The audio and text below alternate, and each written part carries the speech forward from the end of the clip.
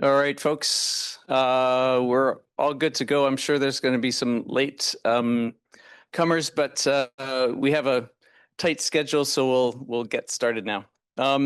First, my name is Graham Clinton. I am the chair of the Giant Mine Oversight Board. And before we begin, GMOB acknowledges we are located in Chief Dry-Geese territory, the traditional land of the Yellowknives Dene First Nation. GMOB respects the histories, language, and culture of all Indigenous peoples, including the North Slave Métis, Cleecho, and other First Nations, Métis, and Inuit peoples of the Northwest Territories and of Canada, whose presence enriches our community. It's my task to take care of some of the housekeeping. We're aware of the emergency exits, the door that you came in, and if that one is too full of people trying to run out of here, there's a second one in the back, the other corner. Washrooms are through that second emergency exit door. You've probably already gone over and had a look at what we have available in terms of food and drink. You're welcome to take what you would like. And as I already said, we have a fairly busy schedule in terms of content tonight, and we do aim to keep that schedule. So when we get to it, trust us, we're not being rude, but we have a lot of information we want to share, and so we will sort of clip along at a pretty good pace, and that's why I'm only going to be up here for about a minute. I'm obviously not here on my own, so if I could just give a quick introduction to the Oversight Board's directors and staff. They're all here. Maybe if I say your name and you recognize it, you can put up your hand or stand up so the rest of the room knows who you are. We have in the back here Mr. Ken Hall. Yep. We have our newest member also in the back corner, Mr. Lyndon Clark.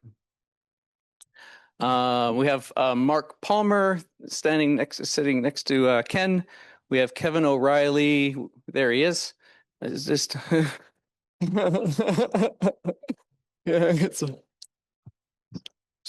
some things never change, eh, Kevin?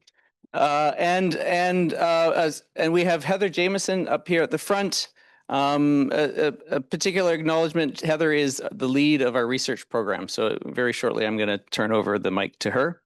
I also just want to note our executive director, the one and only Branda Lee at the back, that probably greeted you as you come in. And we also have Mr. Paul Green, who works with us. He is our lead consultant on both, mostly on regulatory issues, but also partly on the research.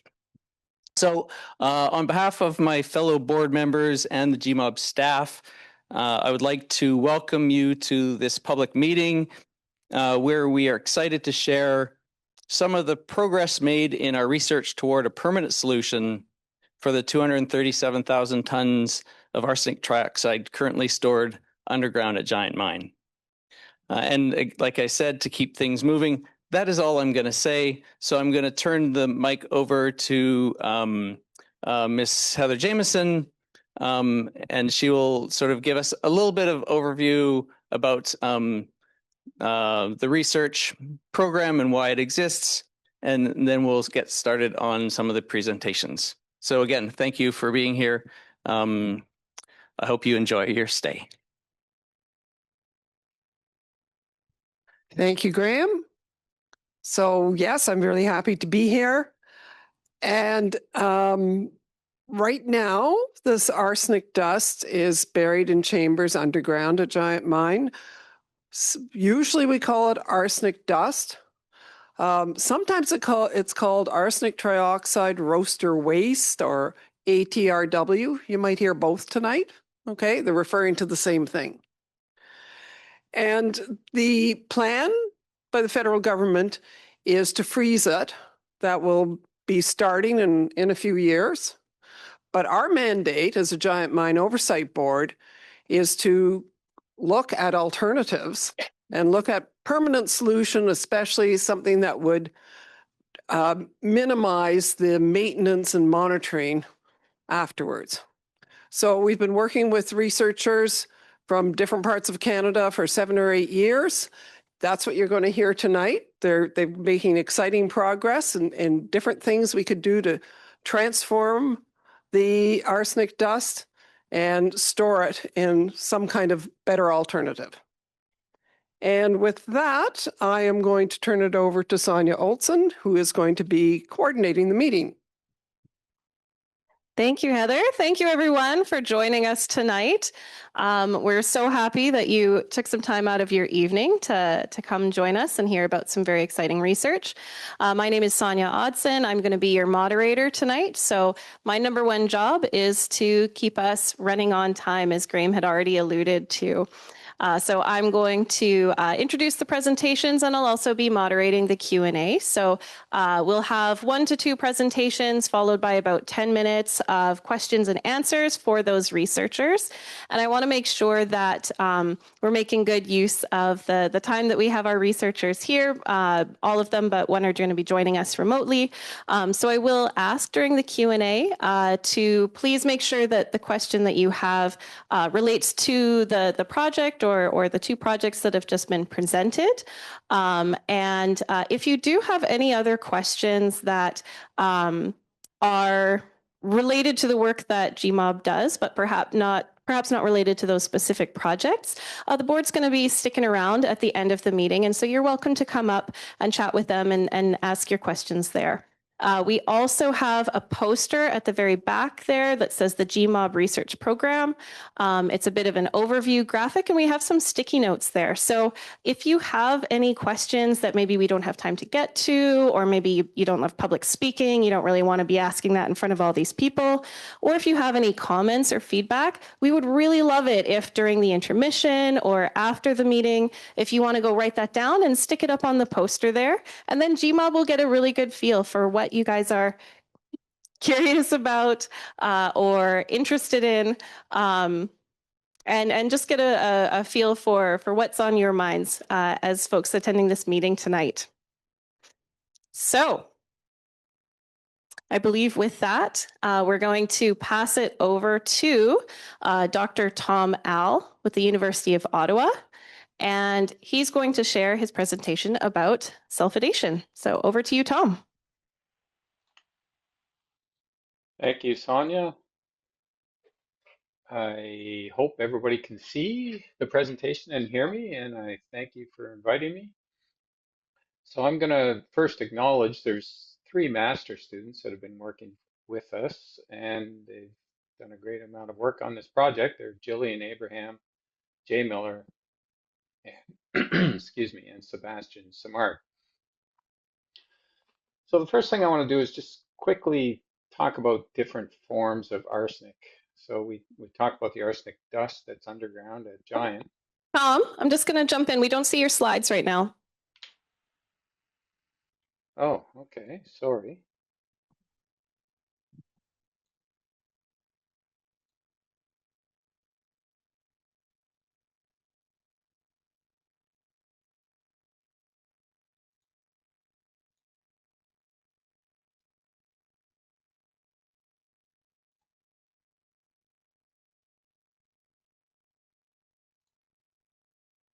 Okay, how's that? Yes, we can see your slides now. Thank you, Tom. Sorry about that. I'm a rookie. Oh, good. Okay, so I just want to talk briefly about different forms of arsenic, and certainly there's different forms at Giant Mine, and we all know about the arsenic trioxide, but it started with arsenopyrite. It was stable underground in the rocks for over 2 billion years. That arsenopyrite was removed because it contained gold, of course, and the miners then destroyed the arsenopyrite by roasting. And that roasting created an iron oxide dust, where the gold was contained. That's primarily what they were after, of course. It also created this arsenic trioxide dust, which is the material of concern that's underground. And it Also, during the roasting process, the sulfur that is also part of the arsenopyrite was converted to a gas and dispersed in the atmosphere. And of course, many of the longtime residents of Yellowknife would know this. The roaster, you can see here the plume, that's sulfur dioxide plus arsenic dust being dispersed through the atmosphere and around the landscape. So our goal here with this research is to take that arsenic trioxide dust that is created and stored underground, excuse me, and we want to put the sulfur back in. So that dust is an arsenic oxide, and we want to transform it to an arsenic sulfide. And we've been working towards that goal. And here, arsenic sulfide is pictured. It's a natural material, and it's much more stable in water, and that's really the key. So why do we want to do that? It's because, of course, arsenic trioxide, the existing form of arsenic underground, is soluble. It dissolves easily in water. So if the excuse me, if the pumping stopped and the groundwater table elevated, the arsenic trioxide would come in contact with water, it would dissolve, and it would be flushed to Yellowknife Bay with groundwater flow. So the alternative that we're aiming for here is to convert it to a sulfide, because if you put the sulfide in contact with water, it is sparingly, barely soluble, and therefore the water in contact with it would have very low iron or very low arsenic concentrations. Sorry. So here's the overall or ultimate scenario that we envisage. We see here a cross section of the mine, and the stippled regions are the open workings where the ore was removed. The brown up here in the top is the chambers containing arsenic. And of course, the water table is pumped down here below the 700 level to keep it out of contact with the arsenic. But the idea that we have then is to remove the arsenic from the chambers, and we would then require some facility to be constructed on the surface, the material removed from the chambers and transformed in that facility to a sulfide, which could then be pumped deep underground into the deep mine water, which is anaerobic, and the arsenic sulfide would be stable forever in those conditions. That's the idea. And a key goal within that is to make sure that anything that we do minimizes transport of chemicals to the north that would just produce more hazardous waste. So we've been working at this for a few years, and the first thing, step number one, was to take the arsenic dust and learn how to dissolve it.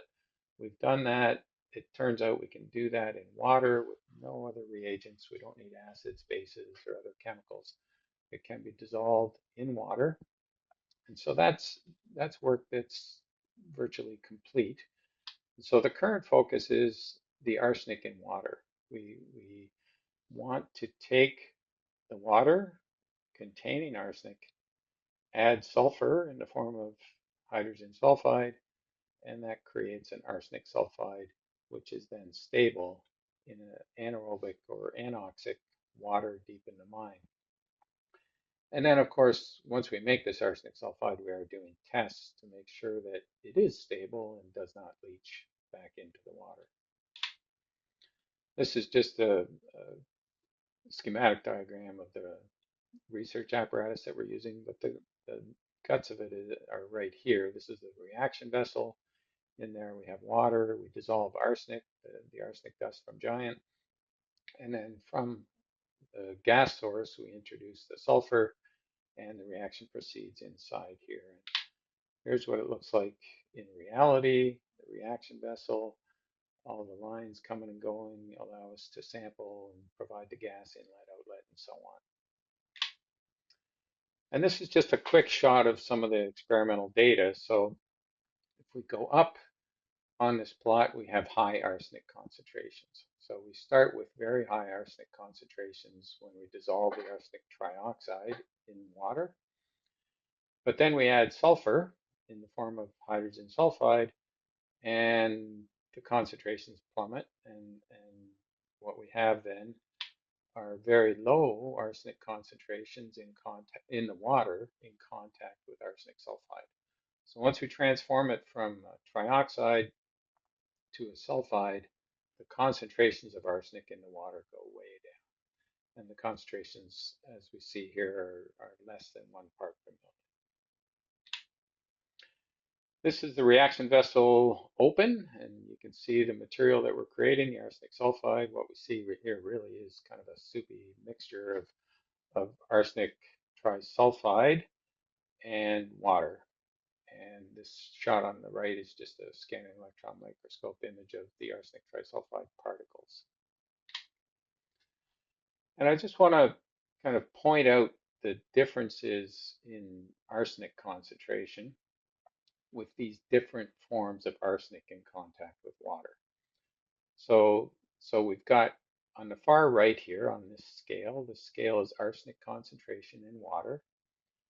So if we have arsenic trioxide, the giant mine material, in contact with water, we're going to have between 10 and 12,000 milligrams per liter arsenic in the water. That's a very, very high arsenic concentration. But if we transform it to the sulfide, that's the yellow diamond here, the concentrations of arsenic in water are way down here. And the blue square is the drinking water guideline for arsenic concentrations. And so this doesn't tell us much. The scale is wrong. So if we look at it and expand the scale down here, what we see is that the arsenic concentrations in water in contact with the sulfide are still very, very low. And this, again, is the drinking water concentration. So they're actually getting close to the drinking water guideline concentration. Much, much lower than arsenic in water when it's in contact with the dust from underground. So the progress, I would say, we're roughly 80% complete here.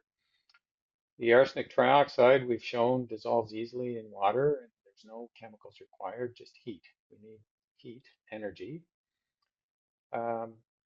The dissolved arsenic, once it's in solution in water, when we add the sulfide in the form of H2S, hydrogen sulfide, the arsenic sulfide, this yellow compound, forms very quickly. The reaction is very rapid. And the final dissolved arsenic concentrations, once we've formed the sulfide, are again very low, less than 1 milligram per liter. So the work that we're continuing with is to understand the chemistry of the deep mine water. We believe that if we would only propose to make the sulfide form of arsenic if the deep mine system was available for storage. The sulfide would not be a preferable form to store at the surface because the surface contains, well, we're in contact with oxygen. The deep mine water is not, and it would never be if it's undisturbed. So the sulfide would be stable in there, but we need to understand more about the chemistry of that deep mine water, and that's something that we're undertaking. And we will then test the stability of the arsenic sulfide in the deep mine water. So just a few acknowledgements here. You know most of these characters, I expect, and we thank them for their support for the research. Thank you very much, Tom. And we are actually going to go straight to the next presentation by Hailey Jack with the University of Waterloo, because she's going to be talking about sulfide-producing bacteria. And we'll have a Q&A after that, where you'll have a chance to ask questions about both of those presentations. So we are going to pass it over to Hailey now. And Hailey, when we've got it full screen. Okay, hopefully you can see looks it. good. Okay, perfect. All right, so hello everyone. My name is Hailey Jack. I'm currently a master's student at the University of Waterloo. My project involves using environmental bacteria to produce an essential ingredient for stabilizing arsenic. Oops. Bacteria are microscopic single-celled organisms 30 times smaller than a grain of sand, and they cannot be seen with the naked eye. These organisms are found virtually everywhere on Earth and often play a significant role in the environment by regulating numerous natural cycles, including cycling arsenic. Bacteria are known to live in extreme environments, which can include extreme heat, cold, acidity, or even with the arsenic contamination from the mining activities at Giant.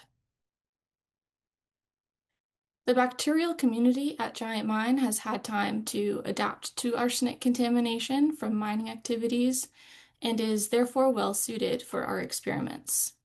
Some bacteria naturally produce chemicals that combine with dissolved arsenic to form arsenic-trapping minerals, and some can even use arsenic to gain energy. Arsenic-cycling bacteria have previously been found growing in a slime on the underground chambers that contain the arsenic dust at Giant. Tying things back to what Tom Al just spoke about, we need sulfide for the formation of arsenic-trapping minerals.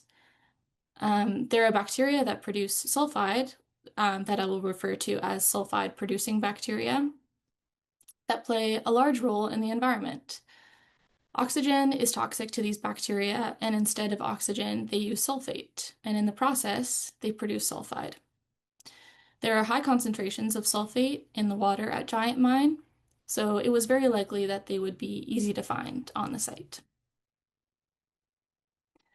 This research aims to provide a tool to help stabilize the arsenic dust at Giant Mine by using environmentally sourced bacteria and locally available food sources to produce sulfide on site. The first step in this process was traveling to Giant Mine to collect sediments from 4 wetland areas on site. These included the foreshore tailings area, below the dam of the North Tailings Containment Area, Baker Creek near the calcine pond, and below the dam of the Northwest Tailings Containment Area. Sulfide-producing bacteria are likely to live in wetland areas due to no oxygen, high carbon content, and the presence of sulfate. Additionally, these areas at Giant Mine have elevated arsenic concentrations due to mining activities. Using synthetic mine water and the collected sediments, we combine them with inexpensive and locally available materials as food sources for the bacteria. These included emulsified vegetable oil, or EVO, spent brewer's grain from NWT Brewing, and Yellowknife municipal compost.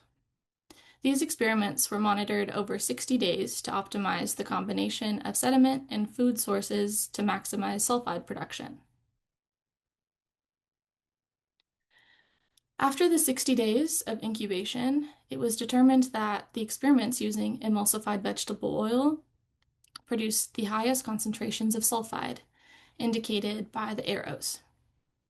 And experiments using a combination of the foreshore tailings area sediment with emulsified vegetable oil, indicated by the box, showed that bacteria from the foreshore tailings area were the most productive in producing sulfide.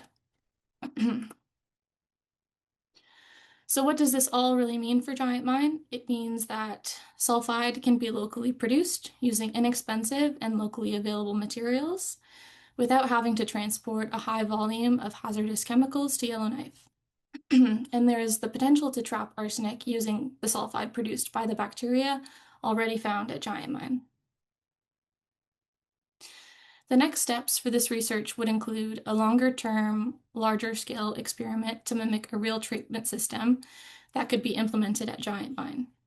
And we would like to answer the questions: how often do the bacteria need to be fed? How much arsenic dust can be treated per unit of sulfide produced? And what are the ideal storage conditions for the transformed material? Thank you for taking the time to listen today, and thank you to GMOB and the many people who have helped along the way to make this research possible. I welcome any questions or comments you may have. Thank you. Thank you so much, Hailey. Before we jump to the Q&A, there were two announcements that I missed. I do see some people have their phones up taking some photos and videos. This meeting is being recorded, so you will be able to access the recording later on the GMOB website. So feel free to just sit back and take it in while you're here. And I apologize, I forgot to mention, if anyone needs Plicho translation, just come up and speak to my colleague Rachel here, because we do have a translator available here. So now we will get into the Q&A. So if you have any questions for Tom about the sulfidation process, or any questions for Hailey about the sulfide-producing bacteria, please put your hand up. We will bring a microphone to you. You do need to speak into the microphone, both so the interpreter can hear you and so our presenters can hear you over the call.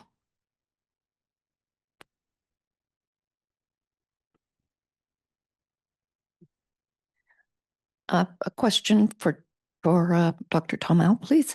On the slide, it showed add alum, and I don't know what that means. Oh, good. Yeah. I didn't really have time to get into that, but alum is aluminum sulfate. Actually, it's used in water treatment almost always, and it helps to settle particles in suspension. So the arsenic sulfide forms very fine particles, and to be able to collect them and separate them from the water, we are using alum, and that's one approach. We're trying other approaches. Alum is very common, as I say, in water treatment. It's also, for the longest time, been used in pickles to make pickles crispy. So it's not toxic, but it does work very well to help us collect the fine particles.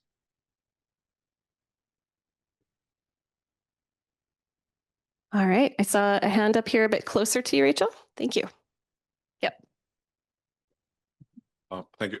I just want to find out on the first presentation on the slide, you compared the level of arsenic sulfide levels to the drinking water quality guideline, which is interesting. I would also want to know, because normally you would, or would you also compare to the natural water quality of untreated water in the area where arsenic is found? So in other words, what is the natural water quality in that area, and how does it compare?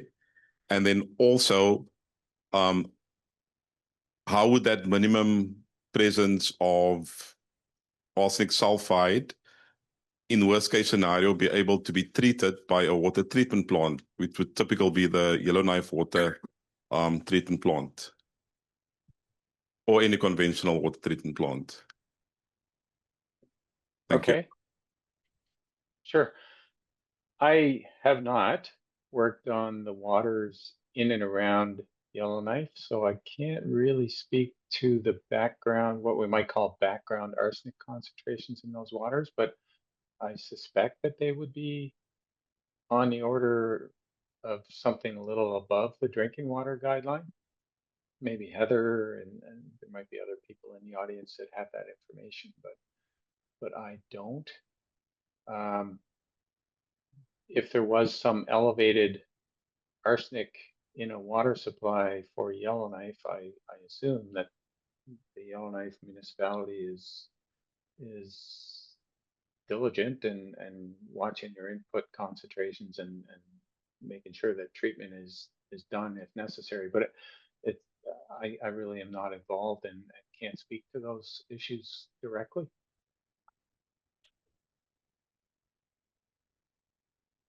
Oh, I think Dr. Mike Palmer here has some comments for that.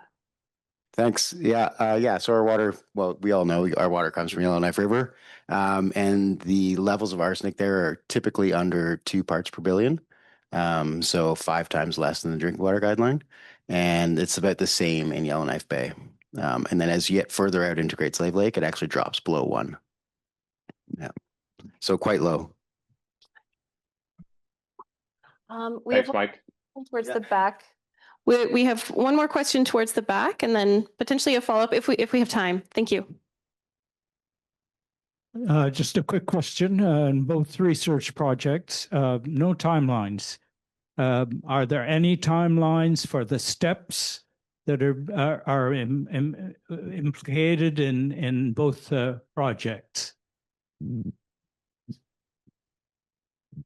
Well, I guess I'll jump in. I mentioned we're about 80% done with, so we've sorted out the dissolution of the arsenic trioxide. We're making very good progress with the precipitation of the arsenic sulfide. We need to know more about the deep mine water, and that's kind of a work in progress and requires some cooperation with the project operator, I believe. But that's something that we're working towards, and it's hard to project, but it's not decades, it's years, maybe a few years. Yeah, and on my end, it's still very early in the research. Like this is kind of the first phase of it all, and it's very lab scale, very small scale. So progress needs to be made in going larger scale. But with that, this technology has been used at other mine sites before, so it's not new technology and shouldn't take long once, if this is a solution that GMOB wants to take or the government wants to take, it shouldn't take long in implementing it. I'm just going to add, thank you. I'm just going to add a couple of things that I think might help explain this too. What you're hearing from these researchers and the other ones we'll hear from tonight, these are based on laboratory experiments, which are moving along very well. In the future, there are steps that involve costing, feasibility, weighing environmental risk, and that is yet to come. That's what we call the scaling up, and that is yet to come. If you're thinking about timelines, yeah.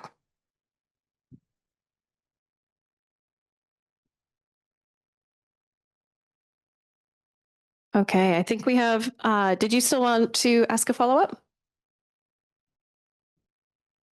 Okay, perfect. All right, thank you. Oh, we've got one more question. Is it a quick one? Oh, I think so. Okay. Oh, actually, Rachel's got a microphone for you there. This will be the last question, and then we're going to move to the next presentation.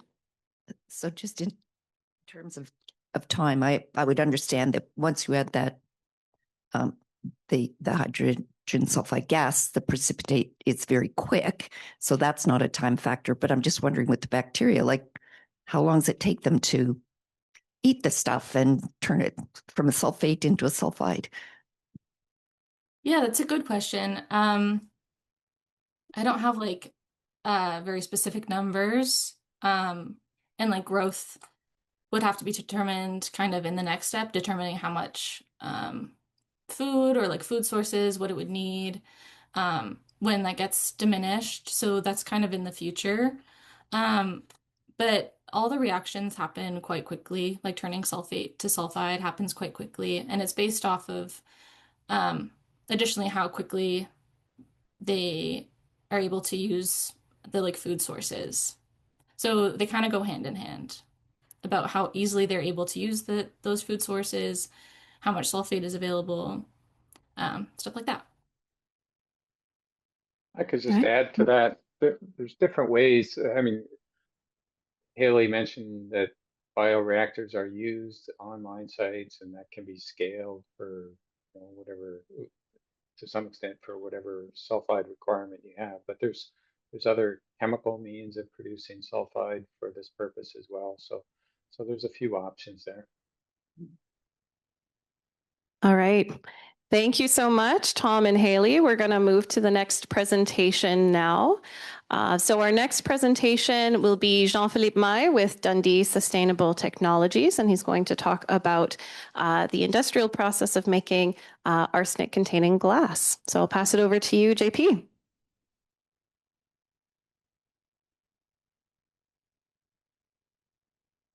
Oh, JP, can we switch it to the other view here? We're seeing the presenter side. Perfect. Thank you. Okay, perfect. Hello, everyone. Thank you very much for being here tonight.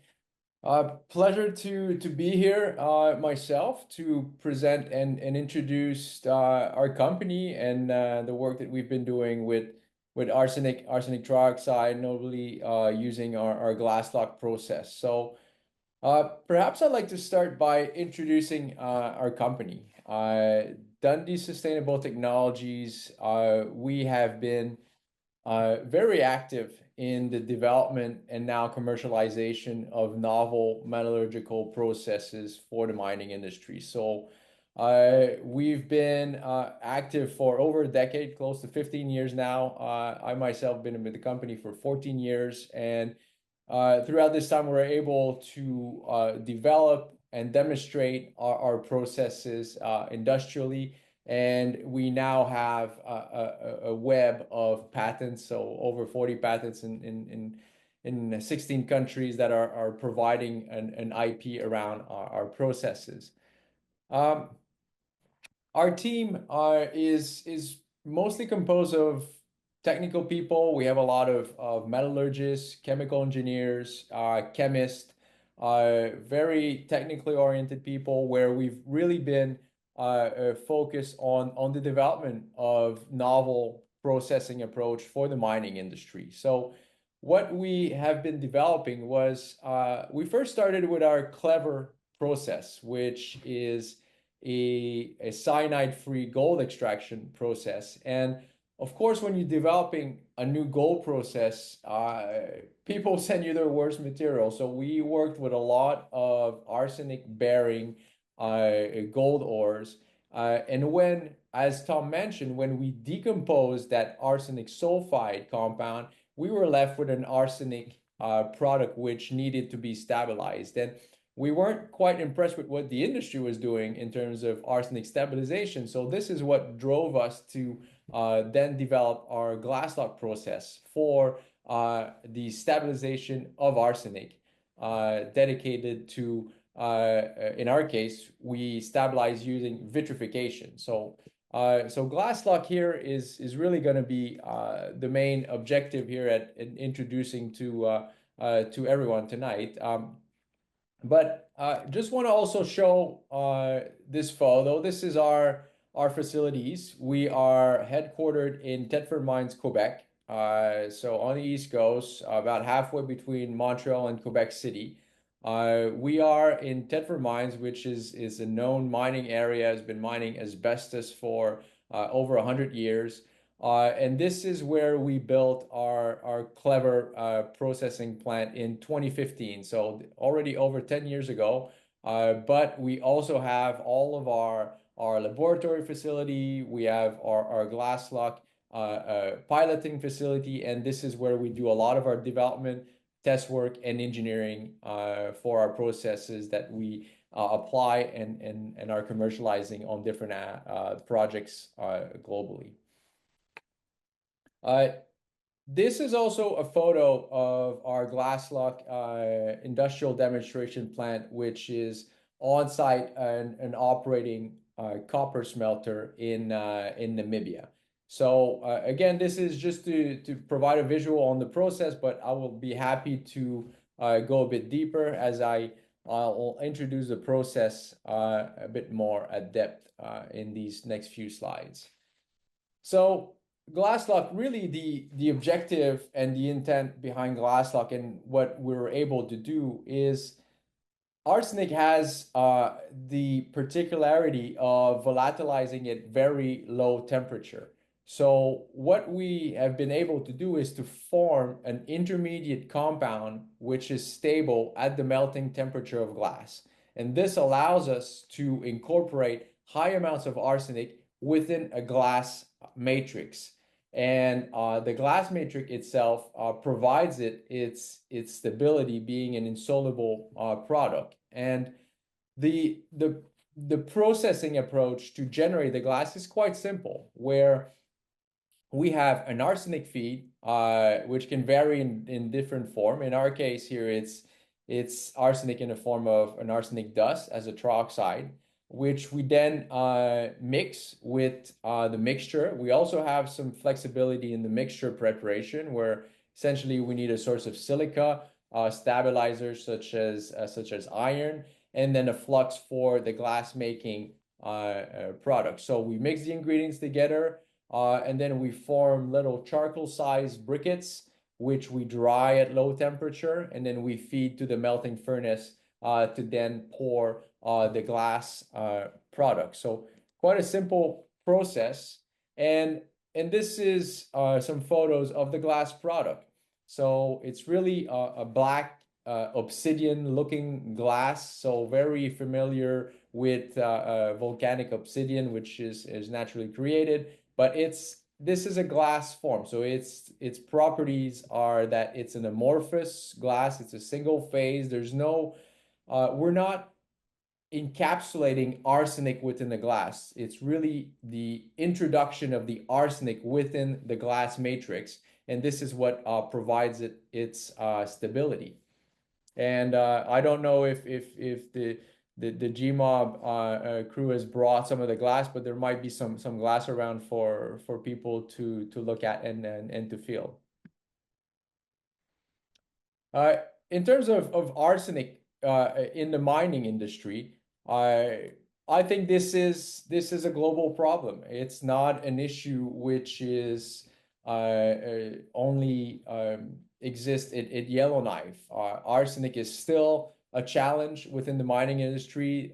These photos were taken in Africa and in South America, so they are sites that are still generating, producing, or having to deal with arsenic trioxide products or issues that are threatening to be contaminating water tables in different places. Or on the right hand side, you're seeing more of a ferric arsenate soluble product. So arsenic in mining is something that is and remains problematic. So the industry has really been looking towards solution and how to form that stable and permanently stabilize a product for the arsenic. So this is what we built in Namibia on-site and operating copper smelter. This is our industrial demonstration glass block plant, and we constructed this plant in 2018 in Canada, in Thetford Mine partially,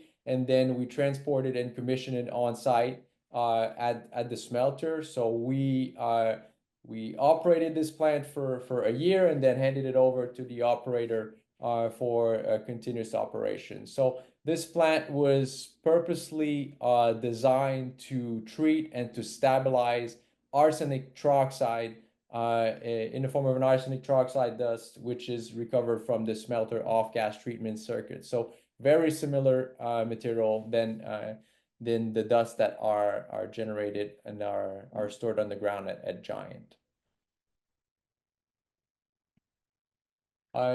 This is also another glass block plant that we've been working on for years. This is the detailed engineering design of a glass block plant that we will start construction in Ghana this year in 2026. Again, this plant is dedicated and designed to stabilize arsenic in the form of arsenic trioxide, again coming from residual waste from a gold mining operation. So very similar product. This product is slightly higher in moisture due to the climate at site, but again, very similar product. This design plant is a bit larger than the Namibia plant. So this plant is designed to produce just over 7,000 tons per year of arsenical glass.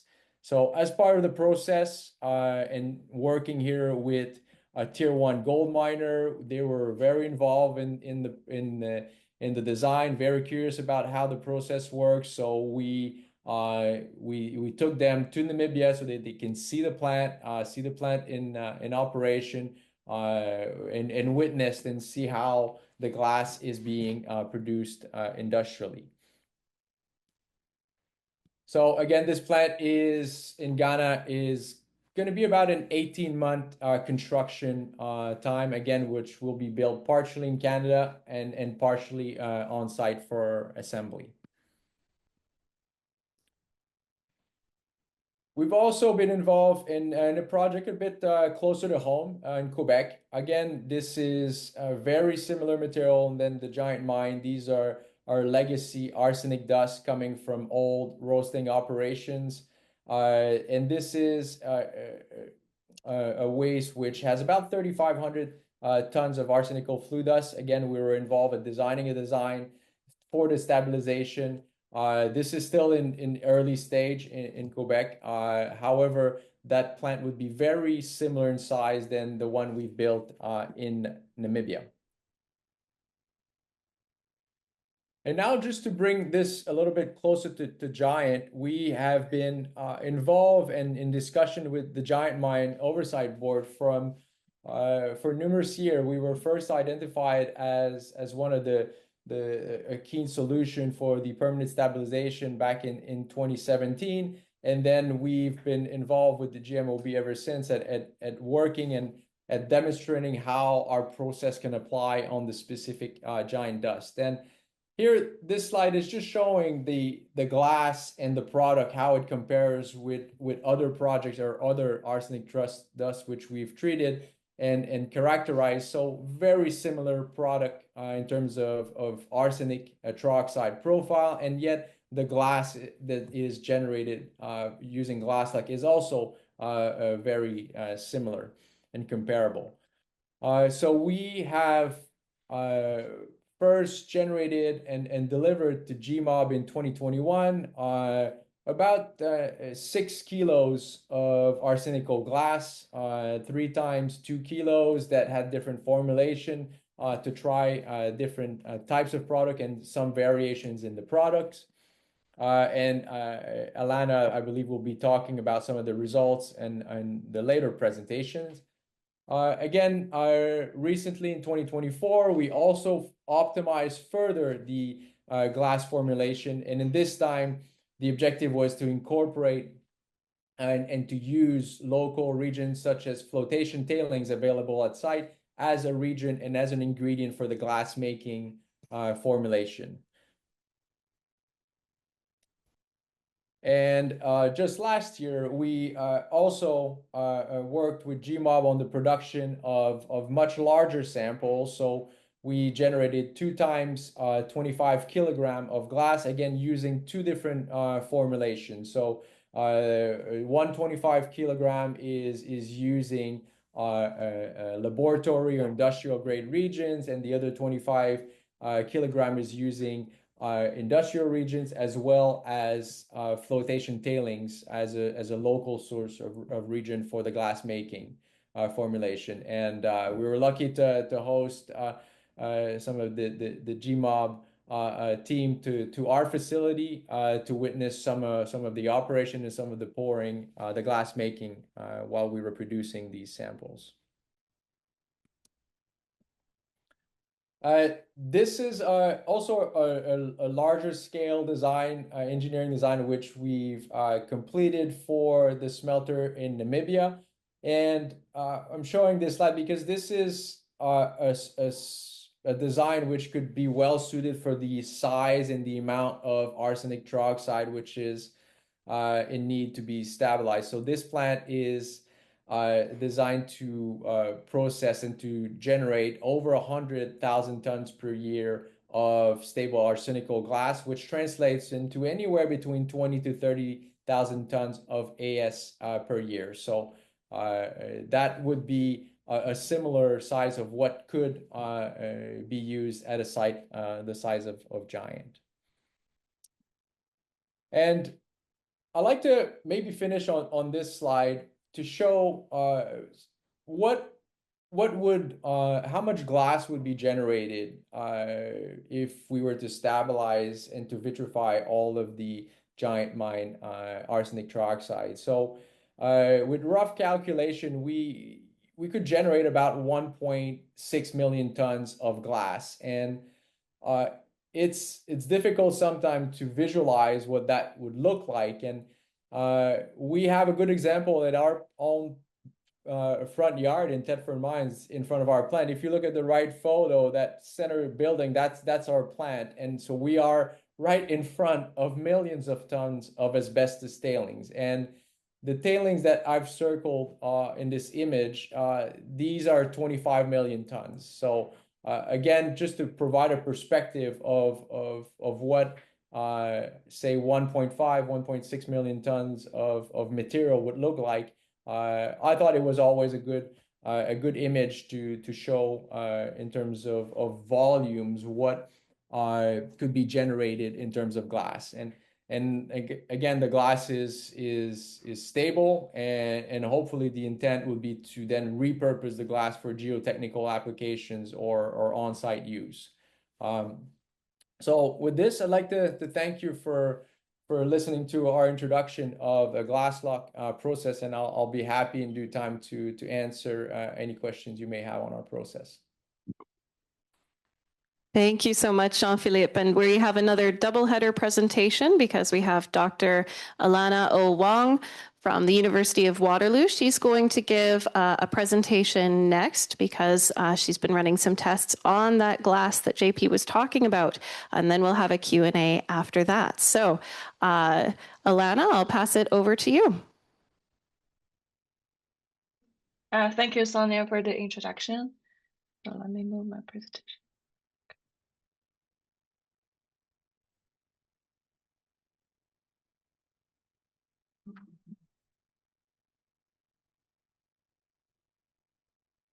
Okay, good evening, everyone, and I'm going to update the vitrification project, and then whether a vitrified arsenic glass will be a potential solution to stabilize arsenic dust and the giant mine.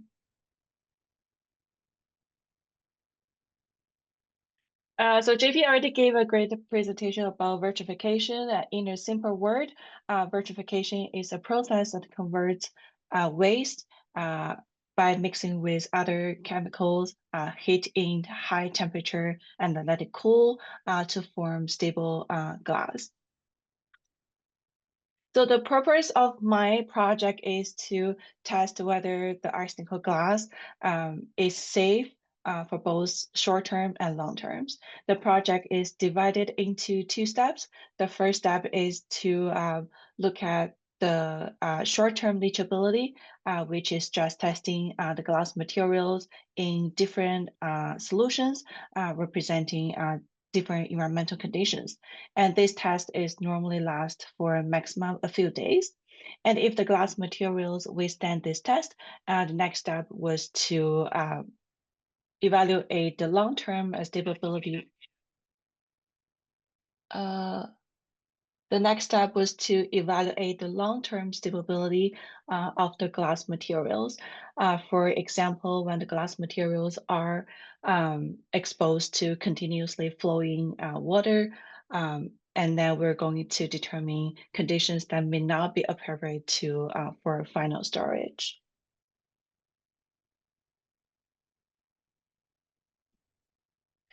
So in 2021, we received 3 glass samples from Dundee Sustainable Technologies, G5, G10, and G15. These glasses are prepared using arsenic dust from the giant mine, and then the numbers refers to the final arsenic concentration as weight percentage in each glass. So in the first step, the glass samples were immersed in a wide range of liquid representing different environmental conditions.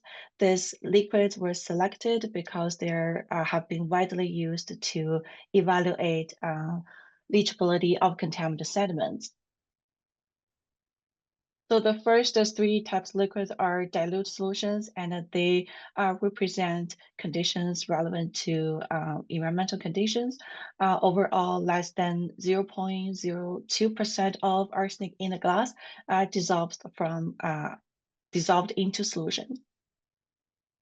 As the liquid become more acidic and stronger, and we observed more arsenic release. However, even under extreme conditions, when concentrated acids are mixed and heated up to high temperature, only 40% of arsenic from the glass are released into solution, indicating that the remaining portion are not likely to enter environment. And overall, transforming arsenic dust in glass significantly lower arsenic release. We also crushed the glass into smaller pieces to test if improper handling can potentially increase arsenic release from the glass. Overall, we observed increase in arsenic release in all crushed glasses. And then we want to look at the long-term stability of arsenic glass. We want to test the worst scenario when the glass are continuously flooded with different waters. We've used the 3 water representing different conditions: above ground storage, deep lake storage, and underground storage conditions. So in this part, the glass materials were packed in cylinders, and the pore space between glass materials were filled with coarse sand. Synthetic acid and rainwater was used to mimic above ground storage, and the Great Slave Lake water was used to mimic deep lake storage conditions, and the synthetic giant mine groundwater was used to mimic underground conditions in reducing environment. These 3 waters were pumped upwards through the columns, and the effluent from the top of the columns were analyzed on a regular basis to determine leachate compensations over time. So the next slides here, this graph shows the average arsenic concentrations from all the columns over 3 years. Just for reference, the red dashed line on the top represents the solubility of arsenic trioxide at 25 degrees C, which is close to amount of arsenic can release from the dust. And then the pink dashed line in the middle represents the current arsenic concentrations in underground mine water between 2023 to 2024. And you can see that although there's a arsenic in the column effluents, but the concentrations are significantly lower compared to either a solubility of arsenic trioxide or the current arsenic concentrations in underground mine waters. And overall, less than 0.1% of total arsenic released from the glass. We also found that amount of arsenic release from the glass is also depending on environmental settings. For example, when the glass are flushed with synthetic acid rainwater, limited release occurred. Then followed by when the glass are flushed with the Great Slave Lake water. The highest arsenic release was observed when the glass samples are flushed with synthetic groundwater in reducing environment. But we also found that the glass formulation can also affect how much arsenic released to the environment. For example, the G-type formulation performed the best under conditions typical of giant mine groundwater. In addition to arsenic concentrations, we also monitor other parameters. And surprisingly, we found elevated concentrations of lead when the glass are exposed to synthetic acid rainwater. So these lead concentrations represent 2 to 15% of lead in the glass, which are likely from the dust. So although there's a lead observed in the column effluent, but remember that these conditions was kind of like the worst scenario when the glass are continuously exposed to acid rainwater, which is not likely to occur in real environment. And even that's happens in the real environment, and we can probably add additional material like limestone to neutralize arsenic rain before the rainwater contact to glass samples.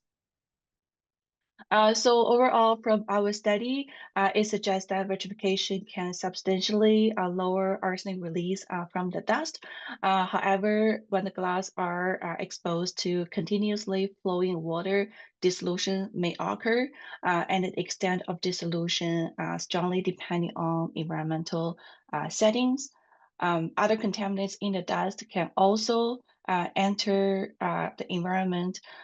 Therefore, we need to determine proper storage conditions and make sure to have monitor programs for implementing the technology and the giant mine. In the future, what we're going to do is we're going to expand our text programs on new glass that GP mentioned earlier.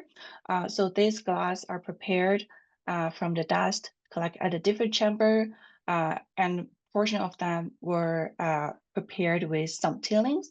So in the future, we're going to include more basic solutions to cover wide pH range for stress testing.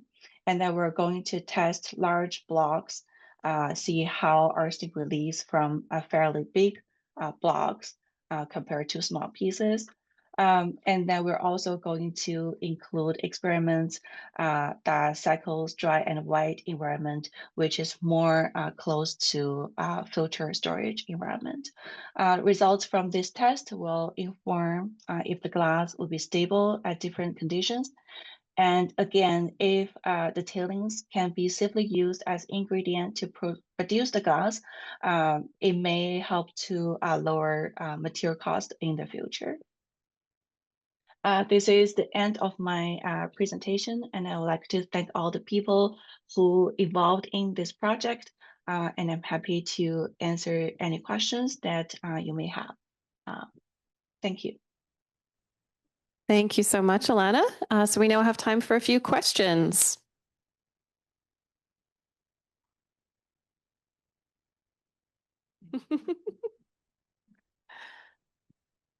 Thanks, Heather.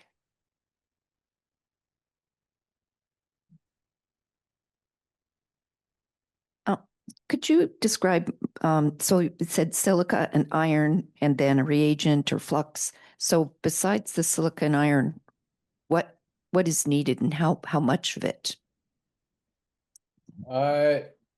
Sodium carbonate as a flux could be one, but the G10 formulation, which is one of the base case formulation for the glass that Alana has done a lot of our work on, is about 15% dust, about 15% hematite, and we have 20% calcium hydroxide. We use in this case also a stabilizer, so manganese carbonate, and at about 15%, 4% alumina, and silica at 30%. But we have a lot of liberty to play with these formulation, but that's the G10 base case formulation.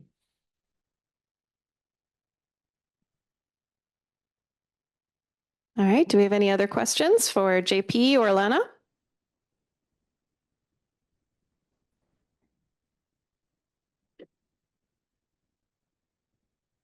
Okay, well, if any questions come to mind during the course of the evening, you're welcome to come chat with us afterward, or you can put them as some stickies on the poster later. Thank you so much, Alana, and thank you very much, Jean-Philippe. We are now going to proceed to Dr. Mike Palmer's presentation. And we have Mike here in person, so I'll just set this up for you. Very formal to be introduced as Dr. Mike Palmer. I know a lot of folks here, but for folks that don't know me, I'm a research scientist with the Aurora Research Institute in Yellowknife. And I'll just wait till my thing comes up here. And so I'm going to be talking about something that's in the development stages. So we haven't actually started any of this work yet. It's really an idea that we've started to plan and design, and it's a collaboration with us at ARI and Aurora College, and folks with the TerraNet group at Waterloo, the GMOB crew, and folks with the NWT Geological Survey. And I was asked to participate in this because, as you saw from Alana's talk, there's quite a lot of promise with JP's work. There's quite a lot of promise in this vitrification process. But clearly, if you're paying attention to some of those slides, storing this underground in an anoxic environment isn't a great solution because there's a higher leaching of arsenic in those anoxic conditions. So we're going to try to do some cold weather testing where we actually store some of this arsenic trioxide glass outside in the open in a place that people can see and interact with. So it's really not a science talk, but I'll walk you through it. I was asked to give a little bit of a background on me, so I do know a lot of folks in the audience. So I'm a northern-based research scientist with ARI. I've been here for more than 20 years. I've raised a lovely family in the north. Here we are on the Marion River on a canoe trip. My training is broadly in the aquatic sciences. I do a bit of aquatic geochemistry. I actually took a course from Tom Al, if he's still on the phone.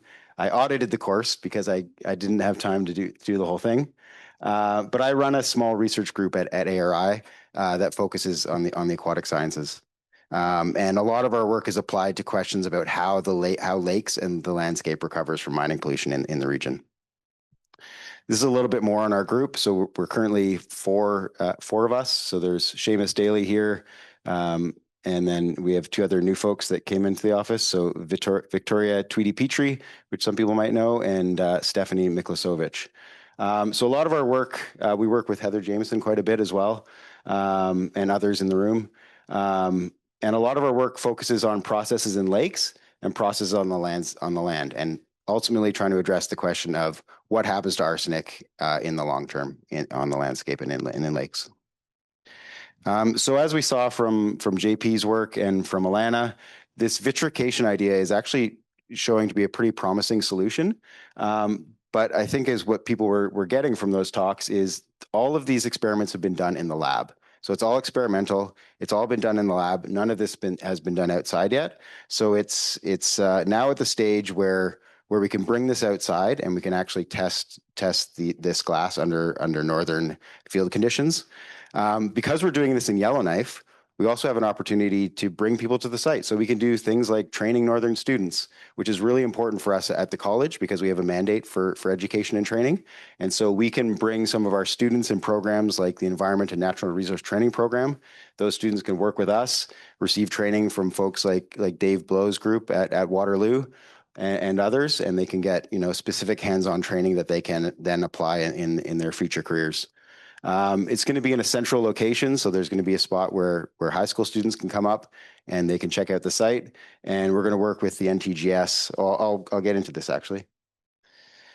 So centrally, the question that we're trying to address is what happens when this glass freezes and thaws, and does it alter the performance of this glass? So similar to what you saw in some previous presentations, we'll have the glass and a series we'll filter water or snow and rain actually through it.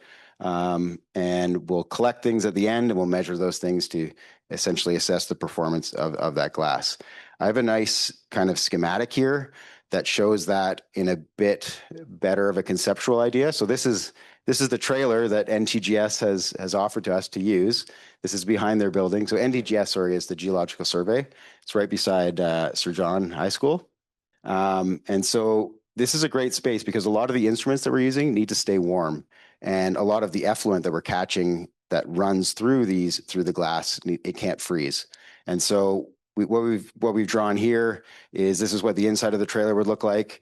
This is where the glass would be stored, kind of on a high area that people can't get to and mess with it. There'll be a series of tubes and cables that run from the outside into the building that go to a series of sensors. And then there'll be some tubes that collect the percolate or the effluent, and it will measure ongoing physical properties of the water that comes out, but then also the chemical properties of the water. So in this, we can do a really comprehensive assessment of how well this glass actually performs under cold weather conditions. And as I mentioned, northern training is really important to us at the college. It's something I'm really keen on doing, mentoring younger students and bringing them up into the field sciences. And so, because we are with the college and we have links with programs here, we can hire those students and pay them as research assistants to actually work for a summer or a semester with us. And it's a really nice way for those students to be introduced not just to the consulting world, but to research science, which I think is really important. We also work fairly extensively with the Genuchten program with YKDFN, and there's opportunities there. We already host interns from Genuchten, and that's something that we could do as well. We could hire some of those students to work with us, and it's really nice. They get mentorship from grad students, from us, but also from the professors at Waterloo.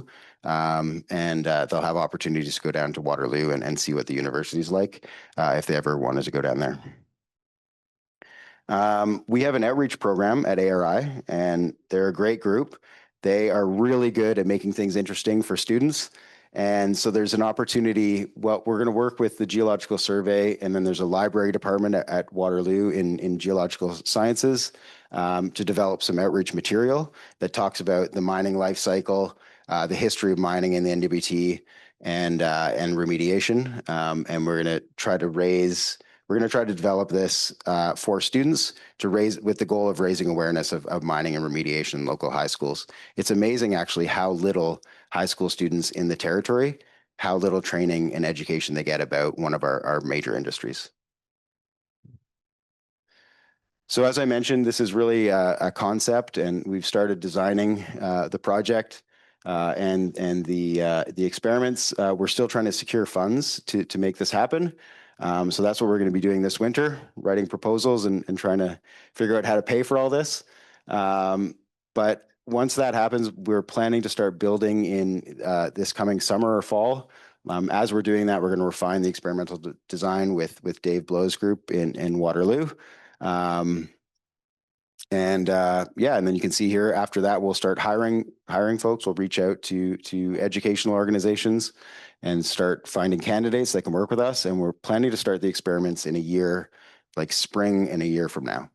And really, it's most of the collections are going to happen in the springtime, because we know here most of our precipitation comes as snow. There's not a whole lot of rain that happens. It's not enough to fill a bucket usually. So a lot of this is going to happen during that snowmelt period. Great. Thanks very much. You want to hold on to that for the Q&A? All right. So thank you so much, Mike. We have time for some questions. So who has some questions for Mike?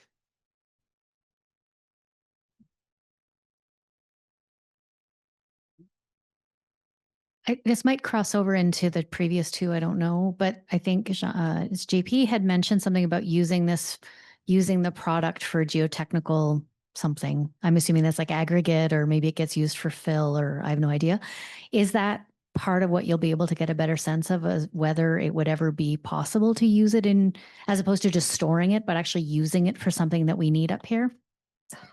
Yeah, I mean, we'll get a really good sense if the performance of the glass is worse in the field than in the lab. And if it's worse in the field, we'll have actual values and concentrations that come off out of these buckets.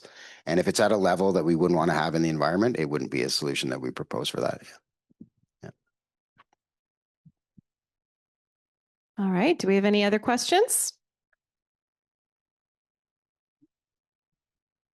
Sure.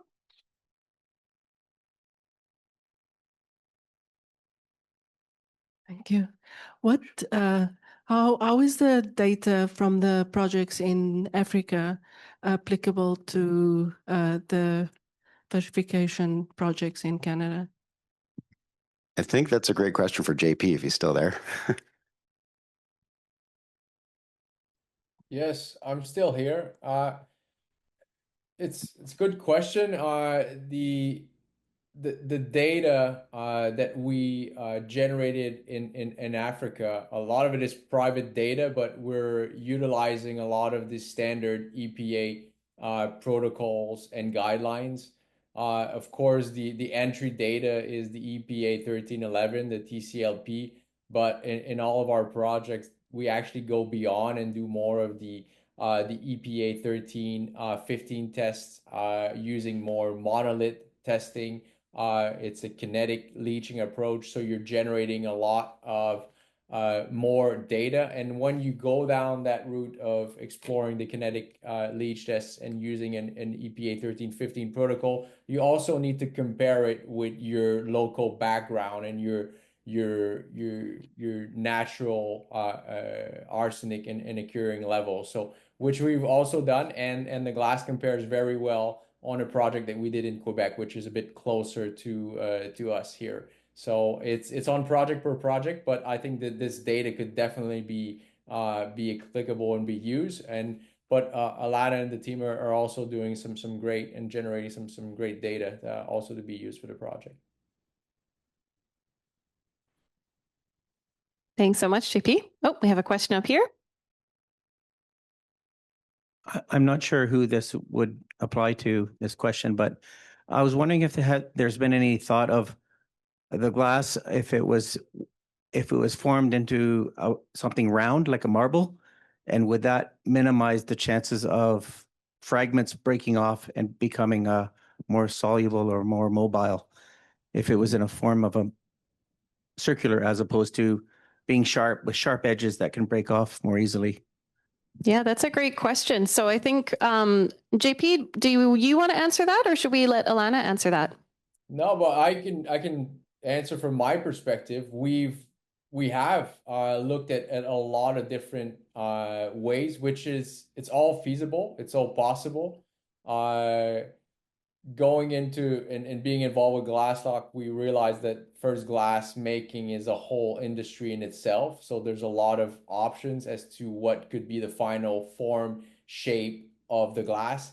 And the reality, it always comes down to project decisions, trade-offs with regards to what is the end use, what is the stability of the glass, and what is the impact on the project in terms of cost. But from an engineering standpoint, it is definitely feasible.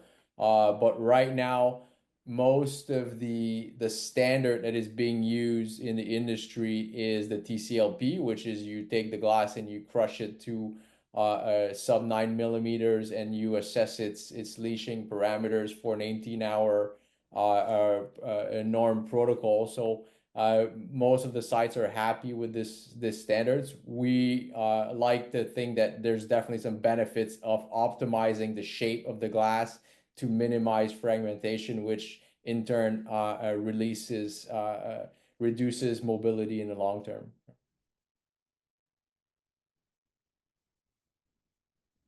Excellent, thank you. Do we have any other questions about the glass, the cold weather testing? Oh, I see one. Rachel's running the mic to you.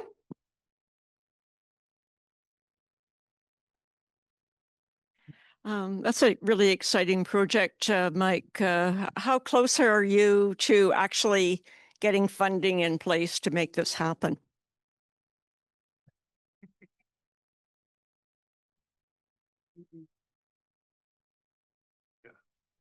I have a feeling we're very close.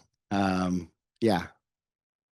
There's nothing specific, but it's not a huge amount of money. And actually, one of the things we can often do in this type of research is leverage it for other types. So there's a fund that NSERC, a funding agency, has. It's called the Alliance Grant. And they'll actually, if you bring in 50,000, they'll double it and they'll give you additional. So we're looking for about 150 to cover the whole thing. So we're looking for a partner with 50. Yeah. So if you know anybody with 50,000 just kicking around the city, maybe.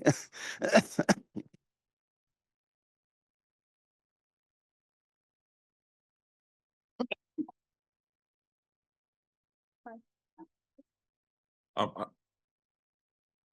the proposed solutions, and looking what the gentleman has said with the one of the projects in Africa is a private, let's say, project or business.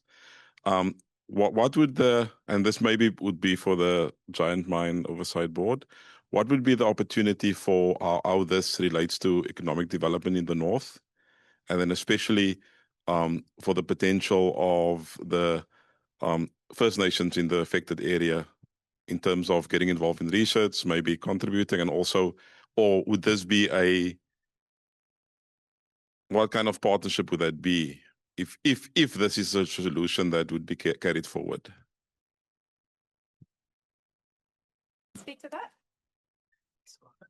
Yeah. That might be a premature question in terms of how it might unfold. I mean, ultimately, if this was sort of got to the point where it was the chosen solution, or is a component of the overall solution that we propose to the federal government, at that point, assuming all the regulatory steps have been taken place, they would look for, I would imagine they would look for some sort of mechanism by which they incorporate this technology. And there's different models that I've seen used in different areas in terms of either a partnership or some sort of agreement by which a company operates sort of under certain conditions. But I mean, we really haven't explored that question. Yeah.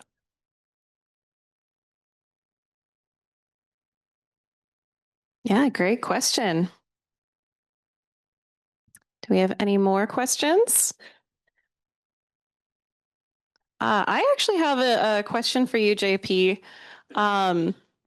You have some facilities that are already built. How much does it cost to build a facility like this in order to produce the glass? Well, that's Are you comfortable sharing a ballpark? yeah, no, well, I can share some of the facts, right? I don't have a price for Giant because we've not done the design, we've not done the costing study, so it's difficult to say for what it would cost for Giant. We built our industrial demo in 2018 in Namibia. This one was a $5 million plant. The Africa plant in Ghana, it's about a 25 to 30 million US just for the processing plant for the vitrification.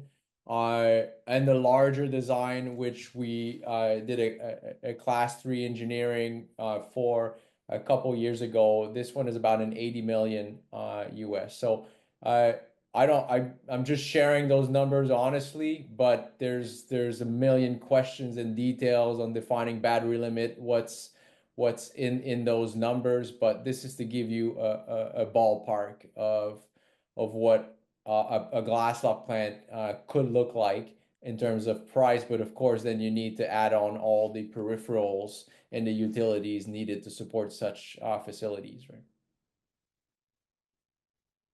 Yeah, thank you. So our next presentation is going to be a little bit different. This one is going to be a recorded presentation by Dr. Kees van Genuchten with the Geological Survey of Denmark and Greenland.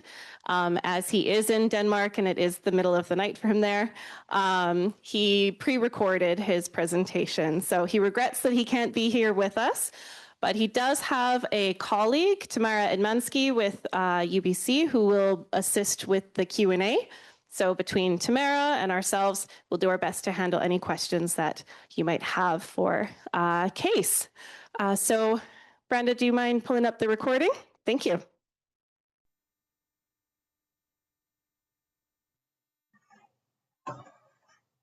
Hi, everyone. My name is Kees. This is Alfie here. I'm fluid. I couldn't give this presentation live virtually. The meeting is actually taking place very much in the middle of the night where I live in Copenhagen. And this boy is not the best sleeper, to say the least. So we're still working on it. But that means that I'm going to be recording the presentation instead. But today I'm going to be talking about kind of a new perspective of arsenic waste management. And the title of the talk is Looking for Value in the Dust. Can we convert the arsenic trioxide dust at Giant Mine to metallic arsenic a valuable critical raw material.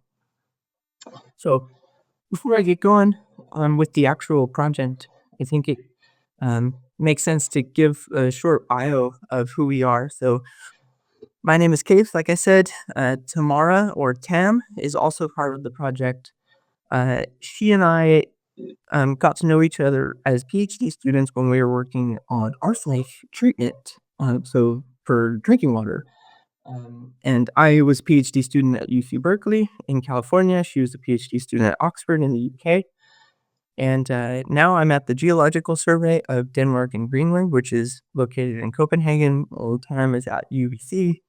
But what's most relevant for this presentation is that we've been working on arsenic chemistry, at least for more than 15 years. But as I'll talk a little bit about in the project, our experience with arsenic comes primarily from arsenic treatment or arsenic removal from groundwater to produce safe drinking water. So it's a little bit different than arsenic mining waste. You know what? 1 minute. I'm gonna put you down. Okay.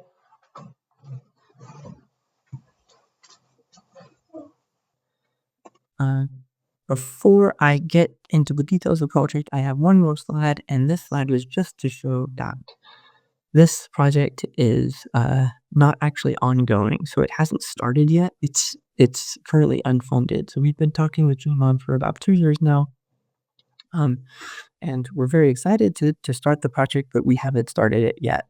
As soon as it does get going, the way that we kind of envision this is that it will be about 2 years for the proof of concept work, which is what I'll be talking about today. And then after that, a number of years looking at how to scale up what we in the lab on site. So the second point here is that the project hasn't started yet, and so it's just conceptual at the moment. So okay, I think one of the keys with this presentation is that the societal value of arsenic is changing, and it's almost changing kind of in real time. So there are a few regions in the world that have classified arsenic as a critical raw material, but it's not all forms of arsenic that have value.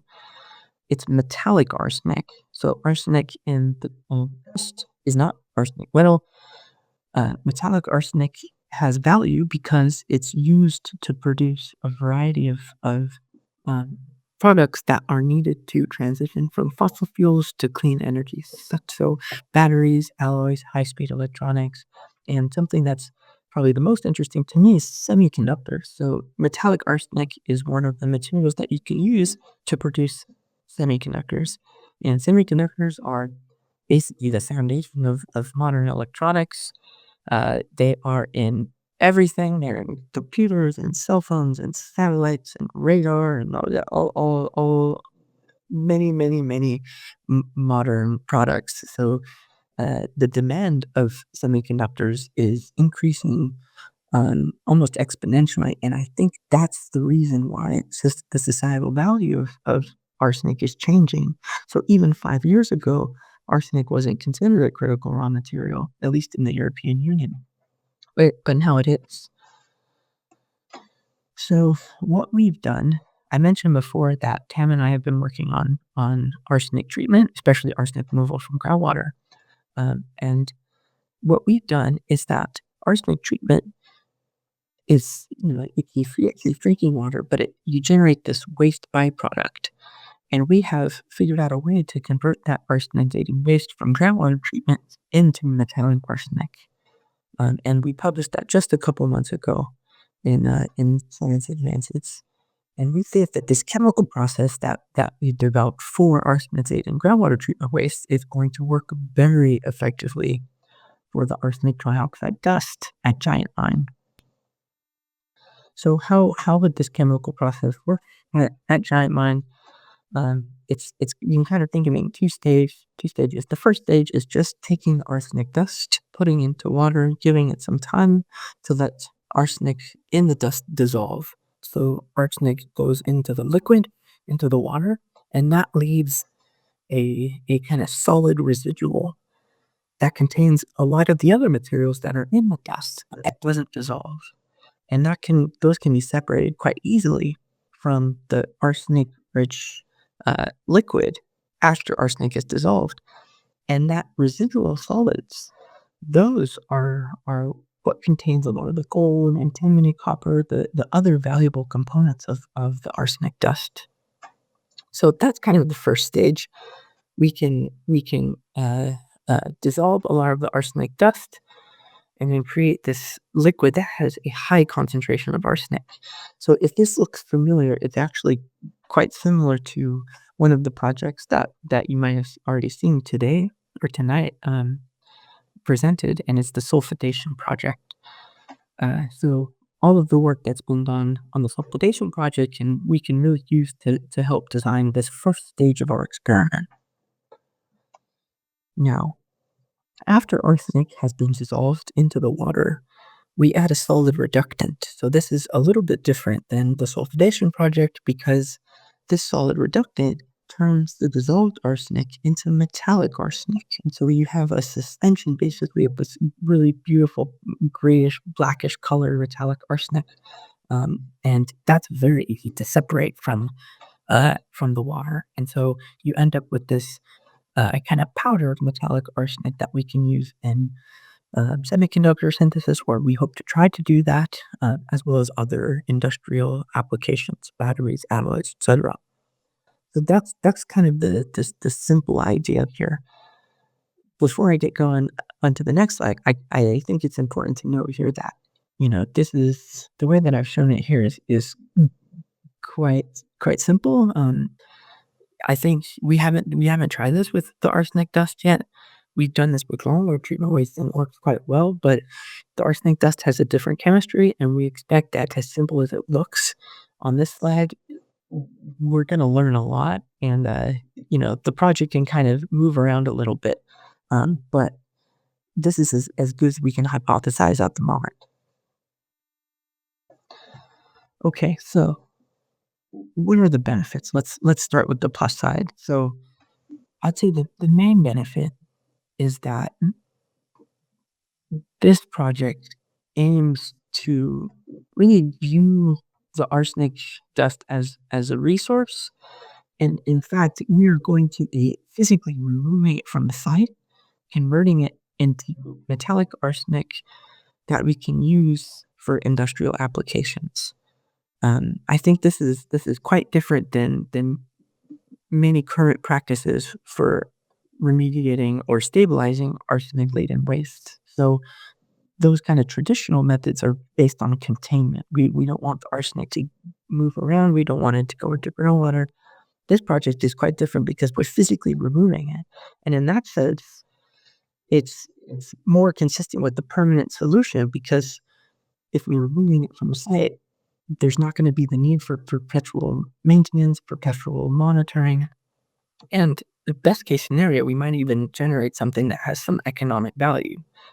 But the way that I view it now is that it's a waste management strategy. It actually leads to taking the metallic the arsenic trioxide dust off-site. Okay, so a couple slides ago, I showed that during this chemical process, we think that we'll be able to co-recover a lot of the valuable materials that's in the dust after it's been dissolved. So the gold, antimony, and copper co-recovery is much easier. I mentioned how important semiconductors are for kind of modern electronics in modern society.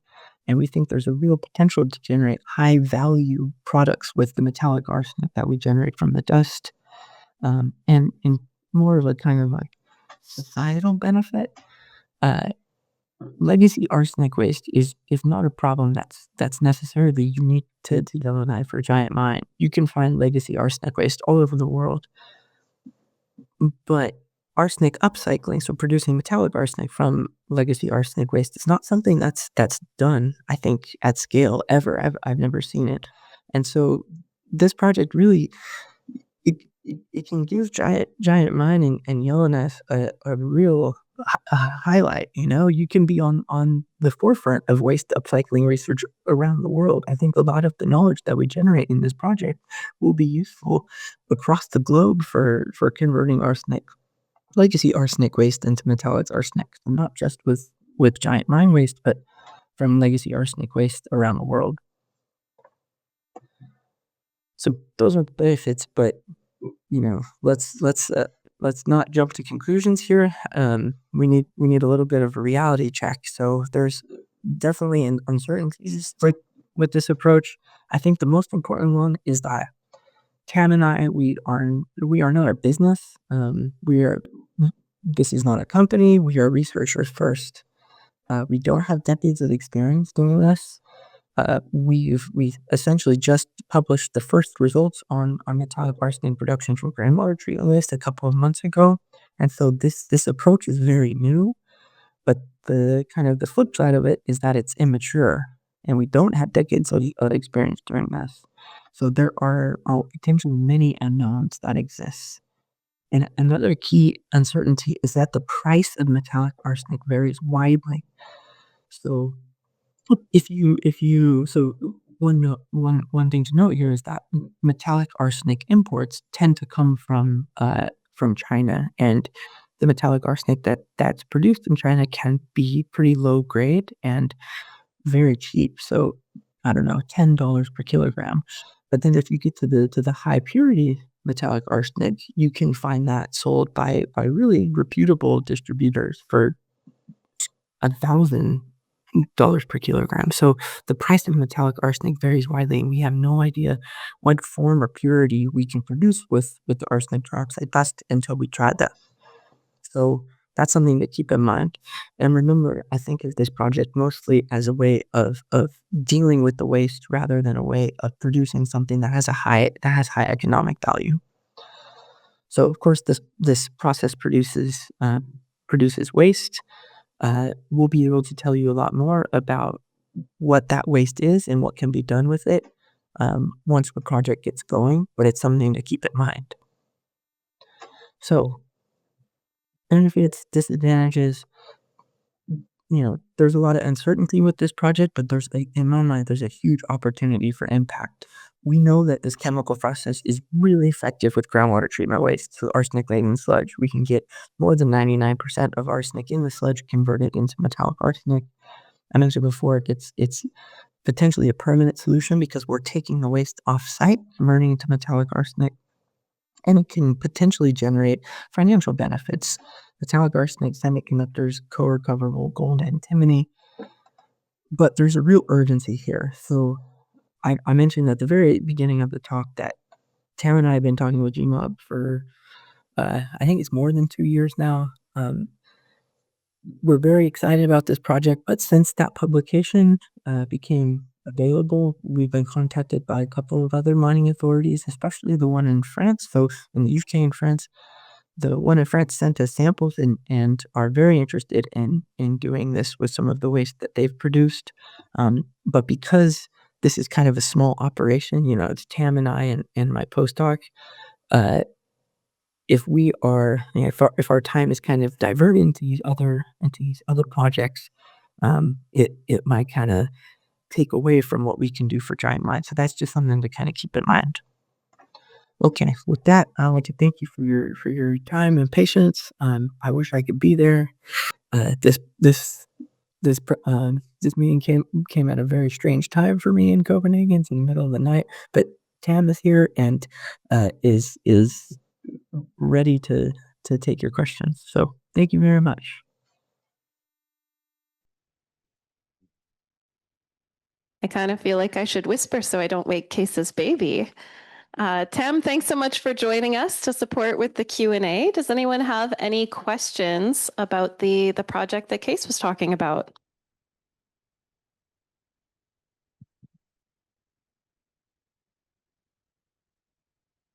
Hi. In the material, it says to test whether we make the right type of arsenic metal. And does that just mean like what purity level you can get, or is there some other description of type of arsenic metal? Yeah, it just means purity. And so he didn't say this in the, you can all hear me, right? Just as a, yeah. Yep, we can hear you just fine. Okay, Thank you for yeah, checking. awesome. All right, good check. Yeah, it just means purity. And so he was talking about like the price points for it, and the low purity sells at a lower price point, and the higher purity sells for a higher price point, much higher price point. And so obviously having higher purity is optimal. And we did actually test 6 samples from Giant Mine, and they were we were able to convert them all to very high purity metallic arsenic. Great question. Does anyone else have any questions? Oh, we got a couple. The mic is being run over. Well, for me, it's more of an observation than a question. It's great to see somebody looking at what you can actually get out of it. So it's becoming more and more common, especially with the demand for rare earths, to recycle tailings and, looking at what's actually in the arsenic that's viable. Like we know it's 1/4 ounce per ton gold. So there's like $1,200 a ton in gold alone. And metallic arsenic, if you can get high purity metallic arsenic, there's other rare earth metals in there. So, we could be sitting on a gold mine. Indeed. 237,000 metric tons of, yes, indeed. That was the intention. I'm an environmental engineer. Well, we're both environmental engineers by training, and we think about circular processes. And that's what led us to think about arsenic waste as a resource. And that's what drew us to actually reaching out to Giant Mine, sort of a cold call. Called Ben randomly a couple of years ago and was like, have you ever considered that maybe you could mine this, so to speak, like waste mining? And so that's what led to this research kind of taking us kind of thinking about these questions in that way and asking different questions than what to do with the waste, but actually is this waste or is this actually a resource? Well, I'd say thank you for making that cold call, and thank you to GMOB for accepting that call, and actually thank you to GMOB just in general for looking at all these different solutions. I'm sure if GMOB wasn't looking after all this, whatever the original solution was it'd just be a freight train leaving town and we wouldn't look at anything else. And things change all the time, technology changes all the time, and if we get a solution at Giant, as we've seen in earlier presentations, arsenic dust is not limited to Yellowknife. There's many other places in the world that could use this new technology and new solutions, and Giant could be at the forefront. So thank you. Thank you. I want to echo what Alex said. And if I was a dragon with lots of capital, I would pick this project to take forward. But seriously, the idea of using the waste as an input and potentially generating very viable output from it is very appealing. However, my question is how, if like mining goes boom and bust, what would the end destination of the metallic arsenic be if there was no market for it? If it was to be considered as a waste, what would that destination look like? Good question. I don't know if I have an answer to that in the same way that the vitrification people don't have an answer for what they would do with their millions of tons of waste. The good news, though, is that metallic arsenic, like arsenic encased in glass, is much less toxic than the other forms. And so I don't know what to say about that, because I don't know what would happen if the market fell. You would be sitting on a resource, though, so store it until the market takes up, maybe. I don't know. It is a risk, though, and that's why we don't want to talk about this in terms of just revenue generation.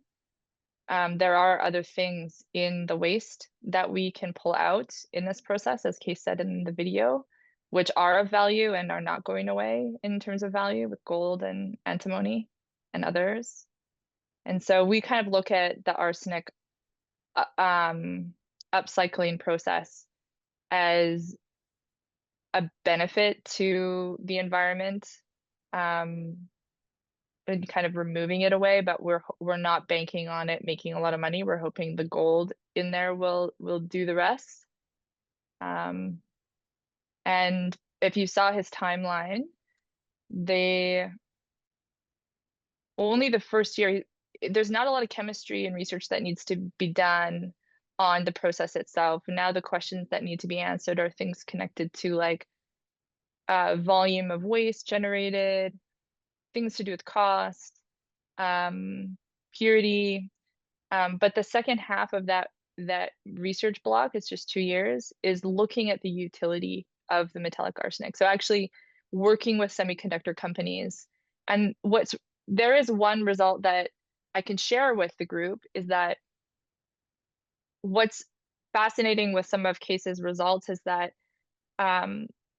the metallic arsenic that's generated is not crystalline in nature, which means it's not like a crystal structure as it forms in nature. So the current metallic arsenic that's being used in semiconductors is being mined in China and is crystalline in nature.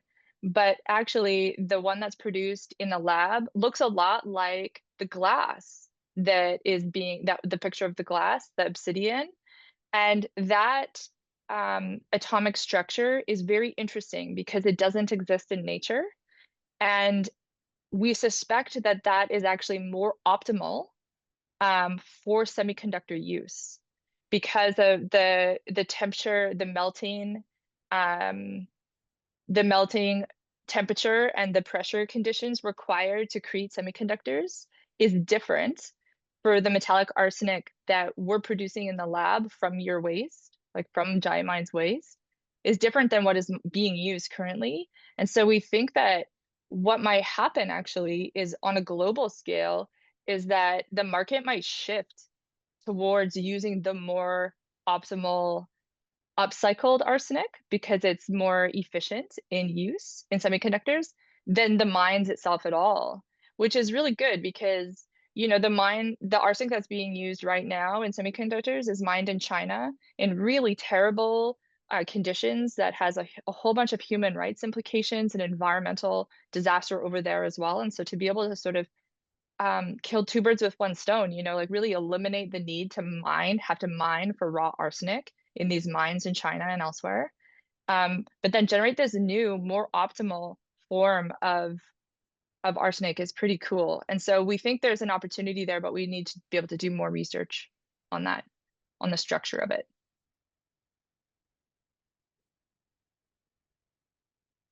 So I hope that helps. Much, Tam. Yeah, lots of nods in the room over here. I know you can't really see from your angle. Does anyone else have any questions for Tam? I really like that she referred to it as a resource. I like that she referred to it as a resource rather than a waste product. Kind of use both, but I really keyed in on the resource part. Mm-hmm. And we're really thinking about things on a global scale, like the international market and looking at how semiconductor use can be optimized. So, we can't tell the future. We don't have a crystal ball. We don't want to promise things that we can't promise about the arsenic market. But we know year over year for the last 3 or 4 years, there's been a doubling in global market consumption. So that means like the amount of arsenic, raw arsenic from mines in China, primarily from China, that people are buying, like companies, semiconductor companies are buying, is doubling every year. And so, it's not a huge global market in terms of metric tons sold per year, but it is something in the range of like 1,000 to 1,200 right now, estimated for 2026 at like 1,500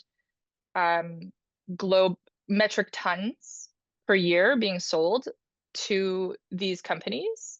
And we could disrupt that entirely because you guys have like 100 years worth of that. You know, if you started just conservatively taking out, you know, 1,000 metric tons per year, just conservatively, you could supply the entire world. And then as semiconductor use, if we can optimize the use of it, you know, that we can grow that market as well. And we also know that the semiconductor market is growing by itself, right? Because we're producing more things that require semiconductors.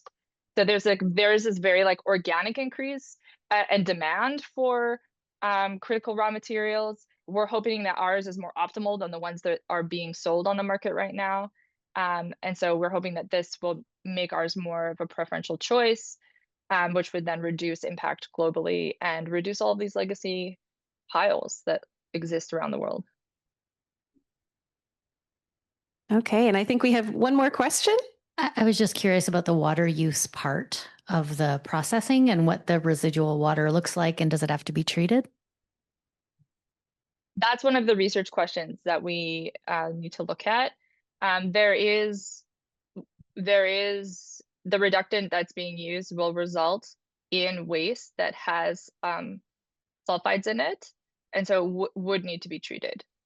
Yeah, but we're hoping that what we would really like is a sort of net neutral process. So to be able to create something, to be able to use the waste also.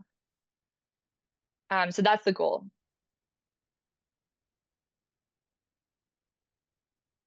All right, amazing. Thank you so much, Tam, for joining us tonight to answer these questions.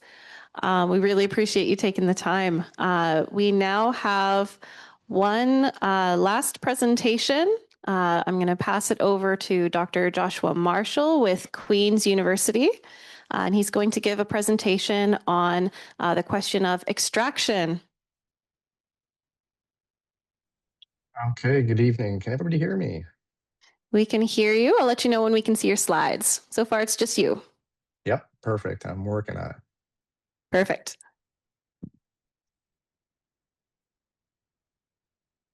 Yep, that looks great, Josh. Perfect. Okay. Good to be here, everyone. Thank you for staying to the end. We're going to shift gears, I think, just slightly away from some of the chemistry that you've been hearing about tonight. And I'm really here not to tell you about research that we have done, but things that we're thinking about and planning in the area of remediation robotics. So good evening. I'm really here to introduce myself and our group to you. We've been engaged with GMOB only for, I would say, really just a few months, really. Hasn't been very long. We're engineering researchers and we work in robotics, and we're interested in supporting what happens before we can do what you've heard about tonight, which is, you know, how we get the dust or this roaster waste, this arsenic trioxide roaster waste out of the mine, and how we do that safely. And we think that one way of doing that is through the use of robotics technologies. And so this photo here is not from the giant mine. It's from one of our field experiments that we did a number of years ago, where we were doing some work on robotic geotechnical work for the mining industry. And that work eventually turned into a company that some of you might know called Rockmass Technologies, and they're now based in Vancouver. But I thought it looked really nice to show just as an intro slide. Okay, so I was told to tell you a little bit about me first. So I'm a professor of robotics at Queen's University in Kingston. I'm an engineer, and I'm a faculty member really in two places at Queen's. One place called Ingenuity Labs, which is a robotics and AI institute where we have a large number of faculty members and graduate students that gather together to work on challenges like the one here that we want to talk about. And I direct a smaller lab called Off-Road Robotics, where we really focus in on challenges that are robot problems in the wild. So in challenging environments like in mining, construction, forestry, sort of those elemental industries.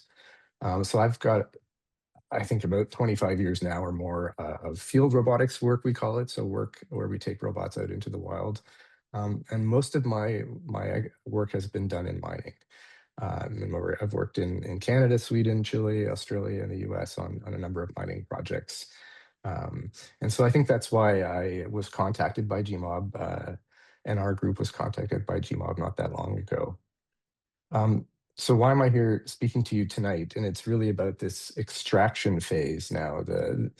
If we're going to do any of the things that we heard about earlier today or earlier tonight, how do we get this arsenic trioxide roaster waste, or the ATRW, this dust, out from the underground stopes where it's stored?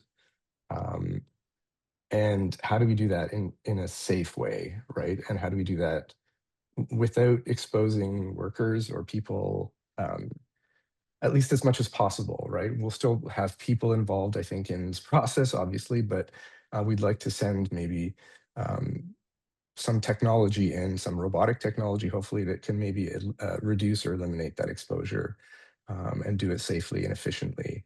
And how do we do that in what I would say is probably a challenging environment, right? It's been sitting there for a long time. This material underground, it's in a challenging and geotechnically challenging environment. So we have to assess the situation first before we send any people in there. We may have it frozen, right? We're not looking at necessarily doing this before. It would probably be after the freeze shell project has happened. And then it may be, eventually dusty or have water and other things happening. So it's a challenging environment for people, let alone to do with robotics. So it makes for an interesting robotics engineering challenge for us. And I think that we're open to do this. So what is our role, or what might our role be with GMOB, and what are we talking about with GMOB right now? And we're just here to tell you a little bit about what we're thinking. It would be a new project, one that hasn't started, to try to identify some options for robotically assisted extraction. How could we use the latest technologies? And as many of you probably know, many mines around the world are using robots now and robotic technologies to do extraction, but for production, not necessarily for the reasons we're talking about here. And so what we want to do is to safely extract and then transport this material to some sort of treatment facility, and whatever that facility might be, whether it's vitrification or turning it into a metallic form. We don't necessarily care about that. We're looking at how we can get that material out, and then it's for someone else to decide what the best thing to do with it is. And again, we're looking at doing this. We hope to do this with minimal exposure. And so the research would be about identifying designs, and these would then be hopefully tested in prototype and at various scales, and then eventually go beyond research and hopefully turn into something that then could be used to actually carry out an extraction campaign. So where are we now? We're working towards this sort of robotic solutions concepts. We've been having some brainstorming workshops at Queen's, and then we're planning some with GMOB and in the coming months. The idea is to really determine sort of the scope and the timelines for our research, and figure out, where in the timeline, not just of what's going on now at Giant, but where in the timeline of, what we could develop and over what times we could do that. And then figuring out what kind of resources we might have available to the research team. Like, will we have, what kind of access will we get to the underground, and what kind of infrastructure would be needed to support sort of a robotic solution? And we're looking, obviously hoping to get some government funding to support this from one of the bigger funding agencies. We really feel like that there's a really nice fusion of technology with a problem that's really a serious problem, that not only do we think this is a problem at Giant Mine, but I think there are many other sites where robotic remediation might be useful. And I'm in the process of, as we get some funding, recruiting some graduate students and researchers to join us on this project. So why Queen's? So I'm here from Queen's University to tell you, you should work with us, and to tell GMOB that I think we're quite keen and we'd love to work together. And one of the reasons is we've, over the last decade or so, really ramped up our expertise and our focus in robotics and applied AI at Queen's. And so we have now quite a host of graduate students and faculty researchers. So if we were to take on this project, it wouldn't be just me. We'd have quite a team of people that we could draw upon to bring expertise to the table to work on this project. So I think that's one reason why we're hoping we can work with you. But I think the other reason is we have some really great facilities and some prototyping tools that we could use to really try out some ideas. And finally, probably the biggest reason is that we've got quite a long history now of working in the mining industry, in particular in Canada, but also in Scandinavia and other places around the world. We've worked on projects underground, on surface, and in some areas of processing, but I would say the bulk of our robotics projects have been in underground. We worked on mapping localization, so trying to figure out where robots are, how they can work autonomously without having to have human intervention, how we can measure things about the environment around the robots and maybe make tools that are useful for mining companies. So here you see some pictures from some of our field work. We often spend a lot of time out in the field, so our interest in this project would be to sort of go as quickly as possible out of the lab and into the field, maybe not necessarily immediately at the giant mine, but in proxy sites that we could sort of use to test some of the technologies. Yeah, and we've worked with some of the major equipment suppliers to help them bring autonomous vehicle technology to the mining industry. So that's something that we spent quite a bit of time on, whether it's the driving portion, so having vehicles or robots drive autonomously in underground scenarios or do robotic excavation. So instead of having people there in the underground or having to tele-remote things, we have a robot sort of helping to make those decisions and do things more effectively on their own. So that I'm gonna sort of leave it at that. I have a last slide. If you want to know about some of those mining projects or a little bit about our background, you're welcome to visit us. We have a website there, and you can see some of the projects that we've got ongoing and who we've been working with over the years. But so this is more of a teaser, I think, today, just to tell you that GMOB and Queens, we've started to have a really great discussion around the possibility for using robotics to do extraction and thinking ahead about what those options might look like. So I'll leave it at that and answer some questions if there are any. All right, thank you so much, Josh. So let's open it up to the crowd. Who has some questions about extraction and the use of robotics? Or ideas to share. Or ideas to share.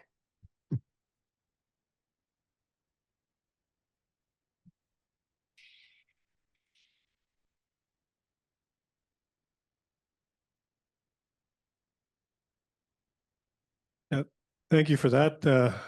I've been in mining for a long time, and robotics is a big part of what we do now. So you don't even need to go underground. We have people sitting on surface or sitting in an office, they curled up on a chair running equipment underground. So I'm really great to see there's people looking at how to get the arsenic out of the mine.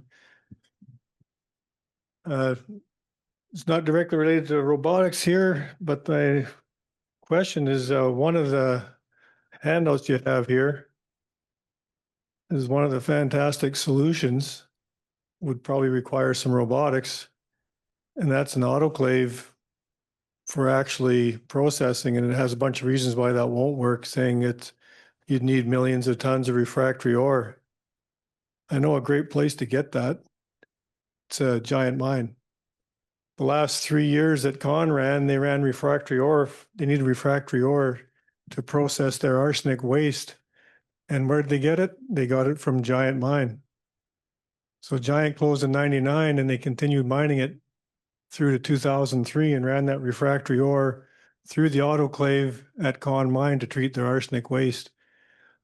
And we got GMOB here to make sure we don't get stuck on one track, on one solution. And technology changes, things change. When Giant Mine closed, gold was $280 an ounce. They didn't run out of gold, they ran out of market. Gold is $5,000 an ounce now. So I think having a good look at some of those other solutions needs to be done. To put that in perspective, you go buy yourself a nice, shiny, brand new Ford F-150 pickup truck. It's about $70,000. If I multiply that by the change in gold price since the time Giant Mine closed, that's over $1 million for that same shiny truck. So there's a lot of gold in Yellowknife. You can't kick a rock without finding gold in Yellowknife. And things have changed. $5,000 an ounce US, so about 7,000 Canadian. We need to really look at some of the other solutions and running that material through an autoclave. But to run it through, you need refractory ore. Refractory ore is at Giant Mine. And there's banded iron formations in the Yellowknife Greenstone Belt that also happen to hold some gold. But there's your iron you need to put in your autoclave. So we have everything we need to put it to bed permanently and make money on it and have a major industry back in the Northwest Territories, back in Yellowknife, you know, a major taxpayer in the city of Yellowknife, helping with power costs, helping with tax base, and putting Giant Mine to bed permanently. So getting the material out of the mine safely, which I'm sure you can do with robotics. We're mining 20% uranium in Saskatchewan with nobody even going underground. So can it be done? Absolutely. And it can be done safely. So glad to see we're looking at how to get it out. In the previous presentation, looking at all the materials that are actually in it. So cleaning up doesn't necessarily mean not using the materials. We can clean it up and use the materials. And that'll help solve problems around the world, not just in Yellowknife.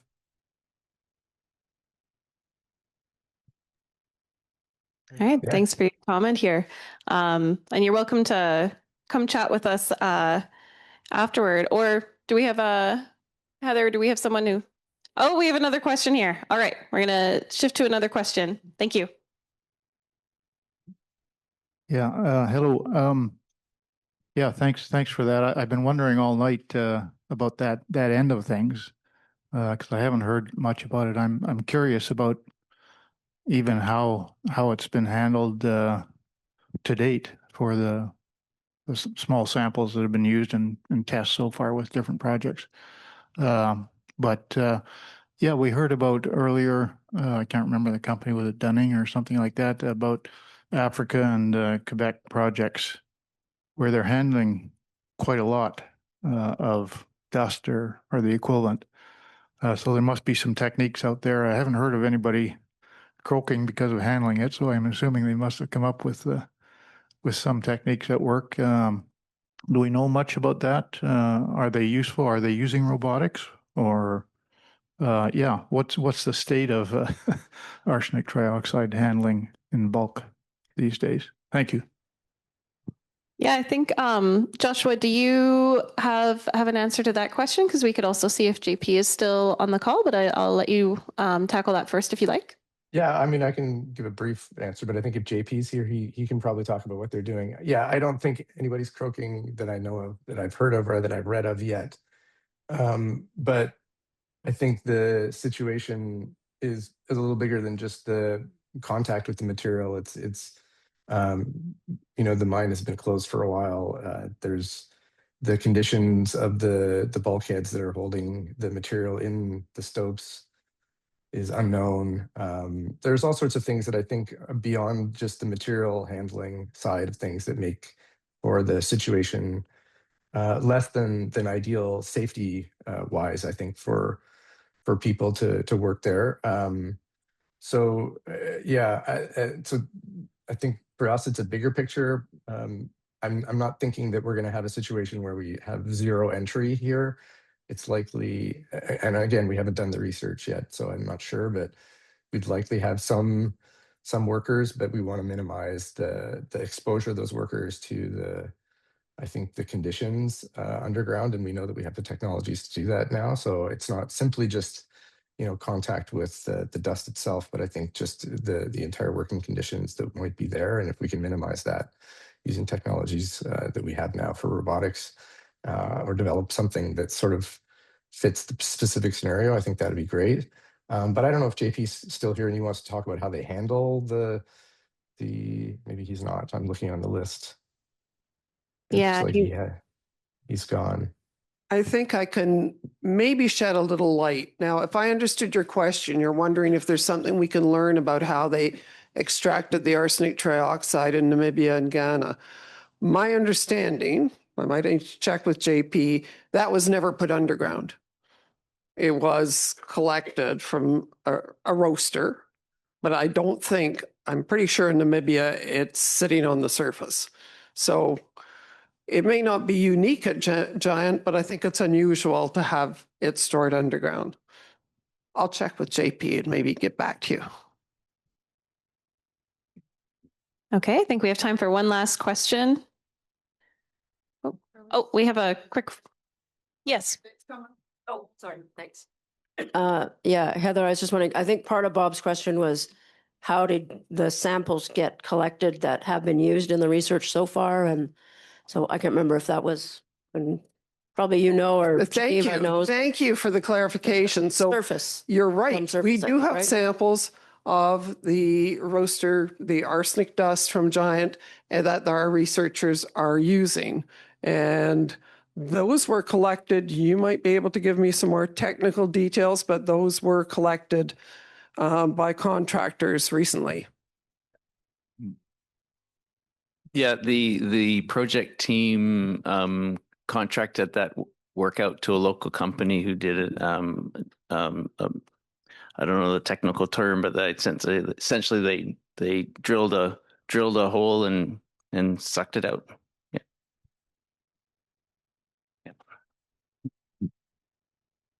Okay, and I believe we had one last question before we head into closing remarks.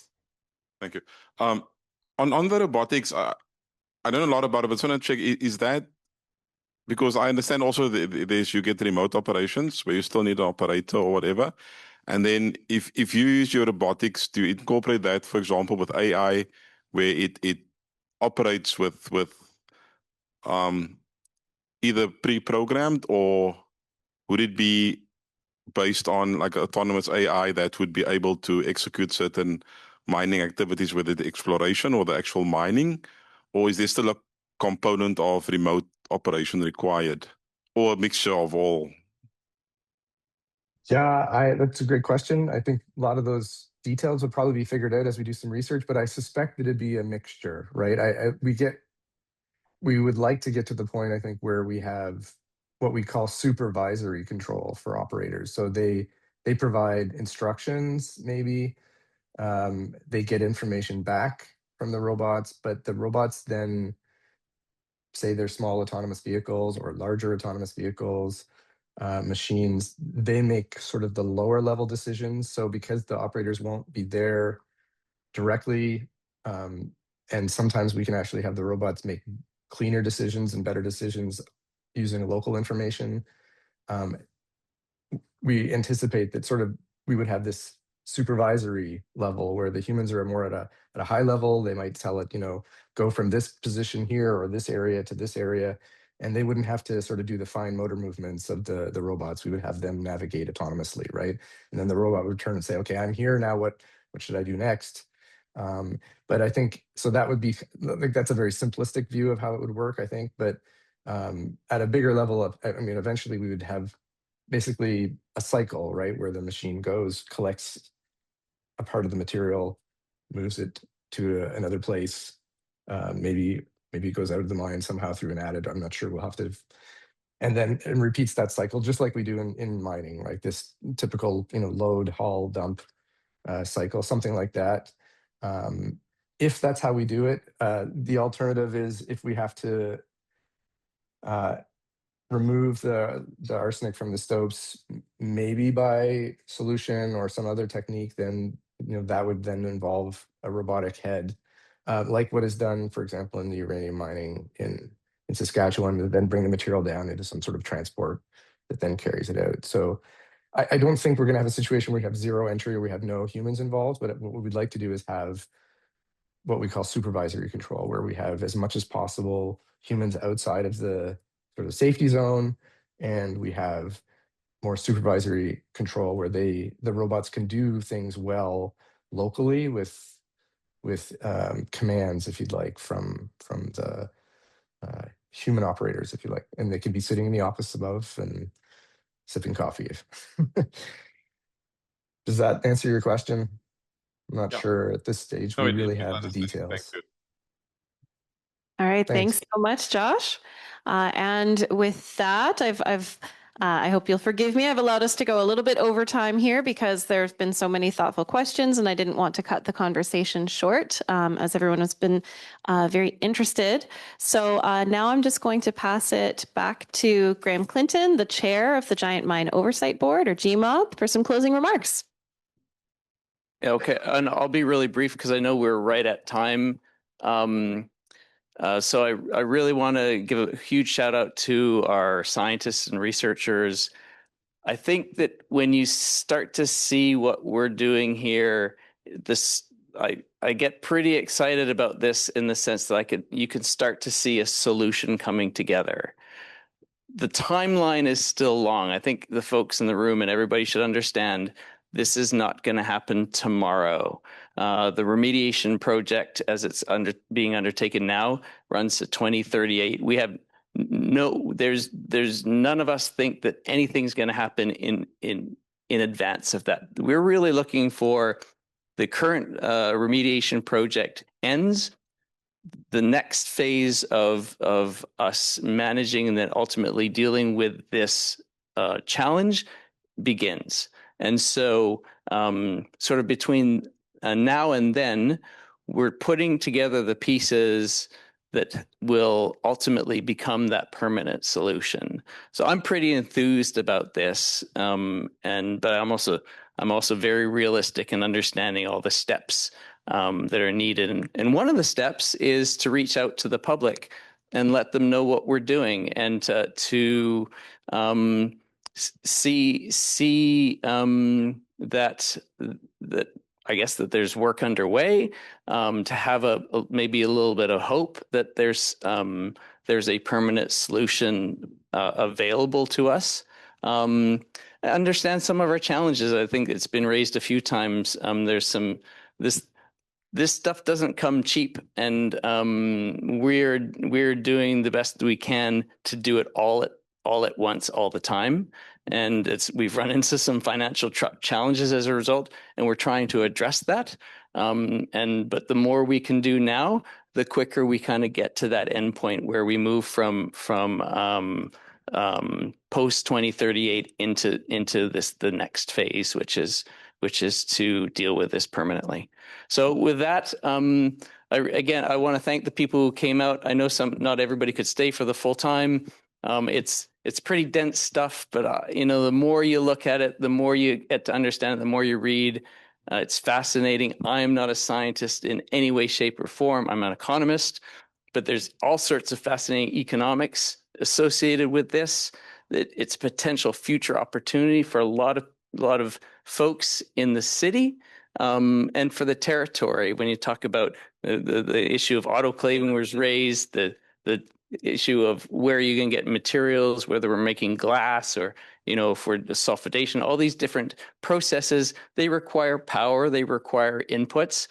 A lot of those inputs we have here in the territory, we have the ability to invest or build those resources. So they're not